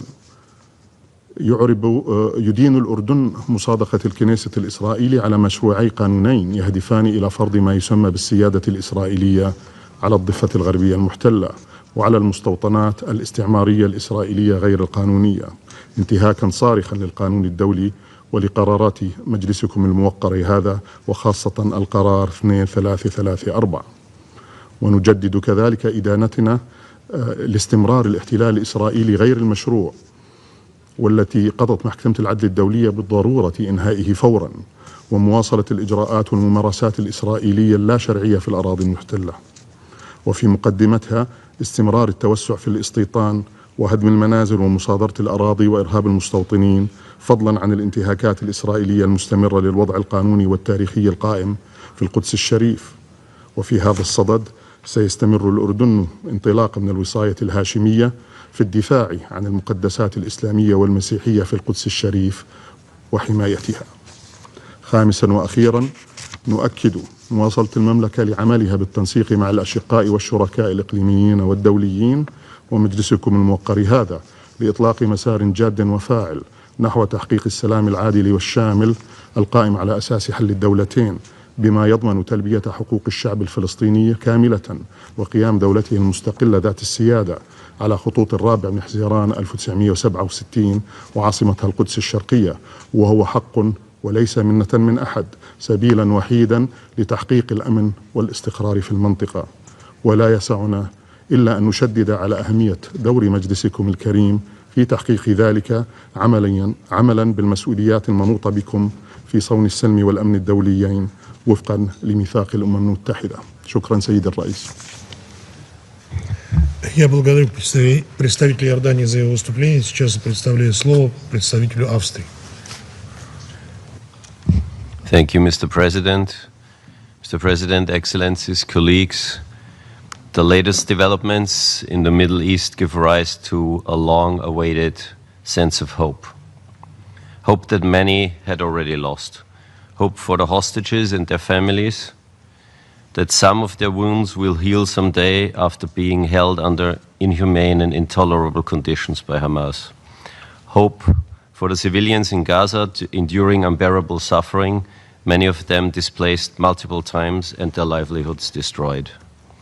And hope for all people in the Middle East that a different region and a different logic is possible. A region in which Israelis and Palestinians alike can live in two democratic states in peace, safety, prosperity, dignity, and the full enjoyment of their human rights. Austria therefore commends the leadership of the United States, as well as the contributions by Egypt, Qatar, Turkey, and others to end this horrible war and bring the hostages home. Austria stands ready to do its part for the implementation of the agreement and to forge a way forward towards peace. Let me highlight 3 points for the way forward. First, the deal must be implemented swiftly and fully. We express our sincere hope and expectation that all parties uphold their commitments in good faith and without delay. Life-saving humanitarian aid must reach every person in need in Gaza immediately and at scale. We welcome the efforts by the United Nations to deliver humanitarian aid as quickly as possible. The UN must be able to carry out their work without restrictions and impediments. Hamas must do everything to return the remains of all deceased hostages without any delay. Austria supports the envisioned stabilization mission for Gaza. The Security Council has an essential role to play and should provide the legal and political framework necessary to make this mission credible and effective. Second, Gaza needs our support in the medium term. The reconstruction will require massive and concerted efforts from many partners. Austria stands ready to contribute to these efforts together with our European partners, partners from the region and beyond. But let me also be clear, Hamas has no place in Gaza's future governance. It must disarm and relinquish control once and for all. Austria, also via the European Union, will continue to support the Palestinian Authority to help address its most pressing needs, but also to build institutional capacities and implement its necessary reform agenda for the PA to take over the governance of Gaza in the medium term. A reformed and strong Palestinian Authority is also in the interest of Israel. UNRWA will continue to be a stabilizing factor in the region, not least through the delivery of educational and health services until a comprehensive political arrangement has been reached. Austria will continue to support UNRWA during this period and calls on the agency at the same time to continue on its path for reforms in line with the recommendations of the Colonna report. And finally, on the long-term perspective for a two-stage solution, the only sustainable objective is a negotiated two-state solution in which two independent states, Israel and Palestine, live side by side in peace and security. The New York Declaration, drafted by France and the Kingdom of Saudi Arabia and endorsed by the General Assembly by over 140 votes, including Austria, provides an important framework for this long-term vision. Austria supports the Palestinian people's right to self-determination and the establishment of a democratic, viable and contiguous Palestinian state, with Gaza as an integral part of this state. Unilateral actions that undermine this perspective, including the continued expansion of settlements in the West Bank, are violations of international law and must stop. Excellencies, Mr. President, Austria's commitment to peace, international law, and human dignity is unwavering. The international community has a duty to enable, to support, and to hold all sides accountable.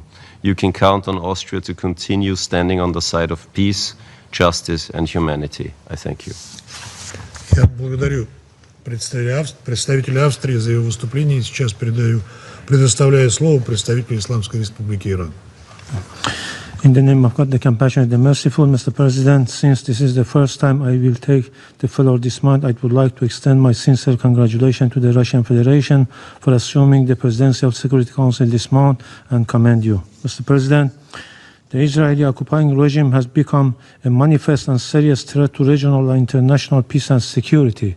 For over 2 years, the people in Gaza has endured an unprecedented and all-out war of extermination by this regime. During this time, Israel has engaged in systematic, indiscriminate, and disproportionate bombardment of innocent people. More than 68,000 innocent Palestinians have been killed. Thousands remain missing, and over 20,000 children have lost their lives. The entire infrastructure have been obliterated. Hospitals, schools, and water system have been reduced to rubble. In fact, Gaza has been transformed into a landscape of devastation, a living testament of unbridled impunity. With the end of military operation in Gaza, the world is only beginning to grasp the full extent of the devastation left behind. Mr. President, Israeli aggression and criminal acts are not confined to Gaza. Islamic Republic of Iran has also been a direct target of Israeli aggression. Between 13 to 24 June, Israel launched unprovoked and large-scale attack against residential area, hospitals, and peaceful nuclear facilities under full IAEA safeguards.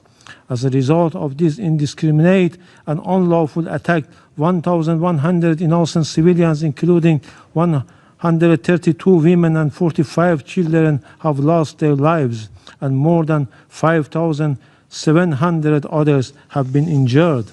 Mr. President, the Islamic Republic of Iran supports every credible initiative aimed at ending the genocide in Gaza, ensuring the complete withdrawal of the occupying forces, establishing a permanent ceasefire, facilitating the unhindered delivery of humanitarian aid, and restoring the inalienable and fundamental right of the Palestinian people.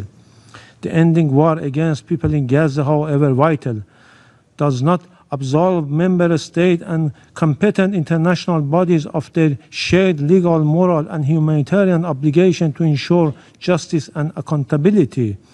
The perpetrators and masterminds of war crimes, genocide, and crimes against humanity must be prosecuted, and the decades-long culture of impunity surrounding the Israeli regime must finally end.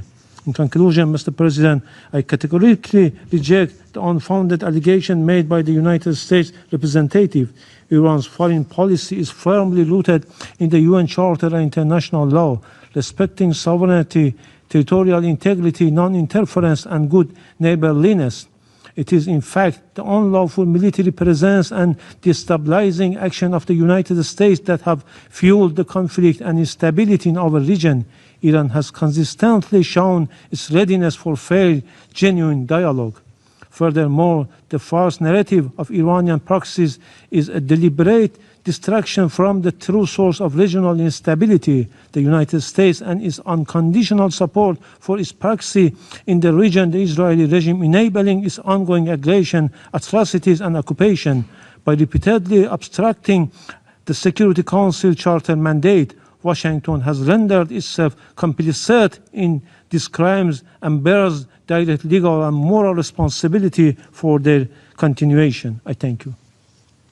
Я благодарю представителя Исламской Республики Иран за его выступление. В моем списке остается еще ряд ораторов, записавшихся для выступлений на этом заседании.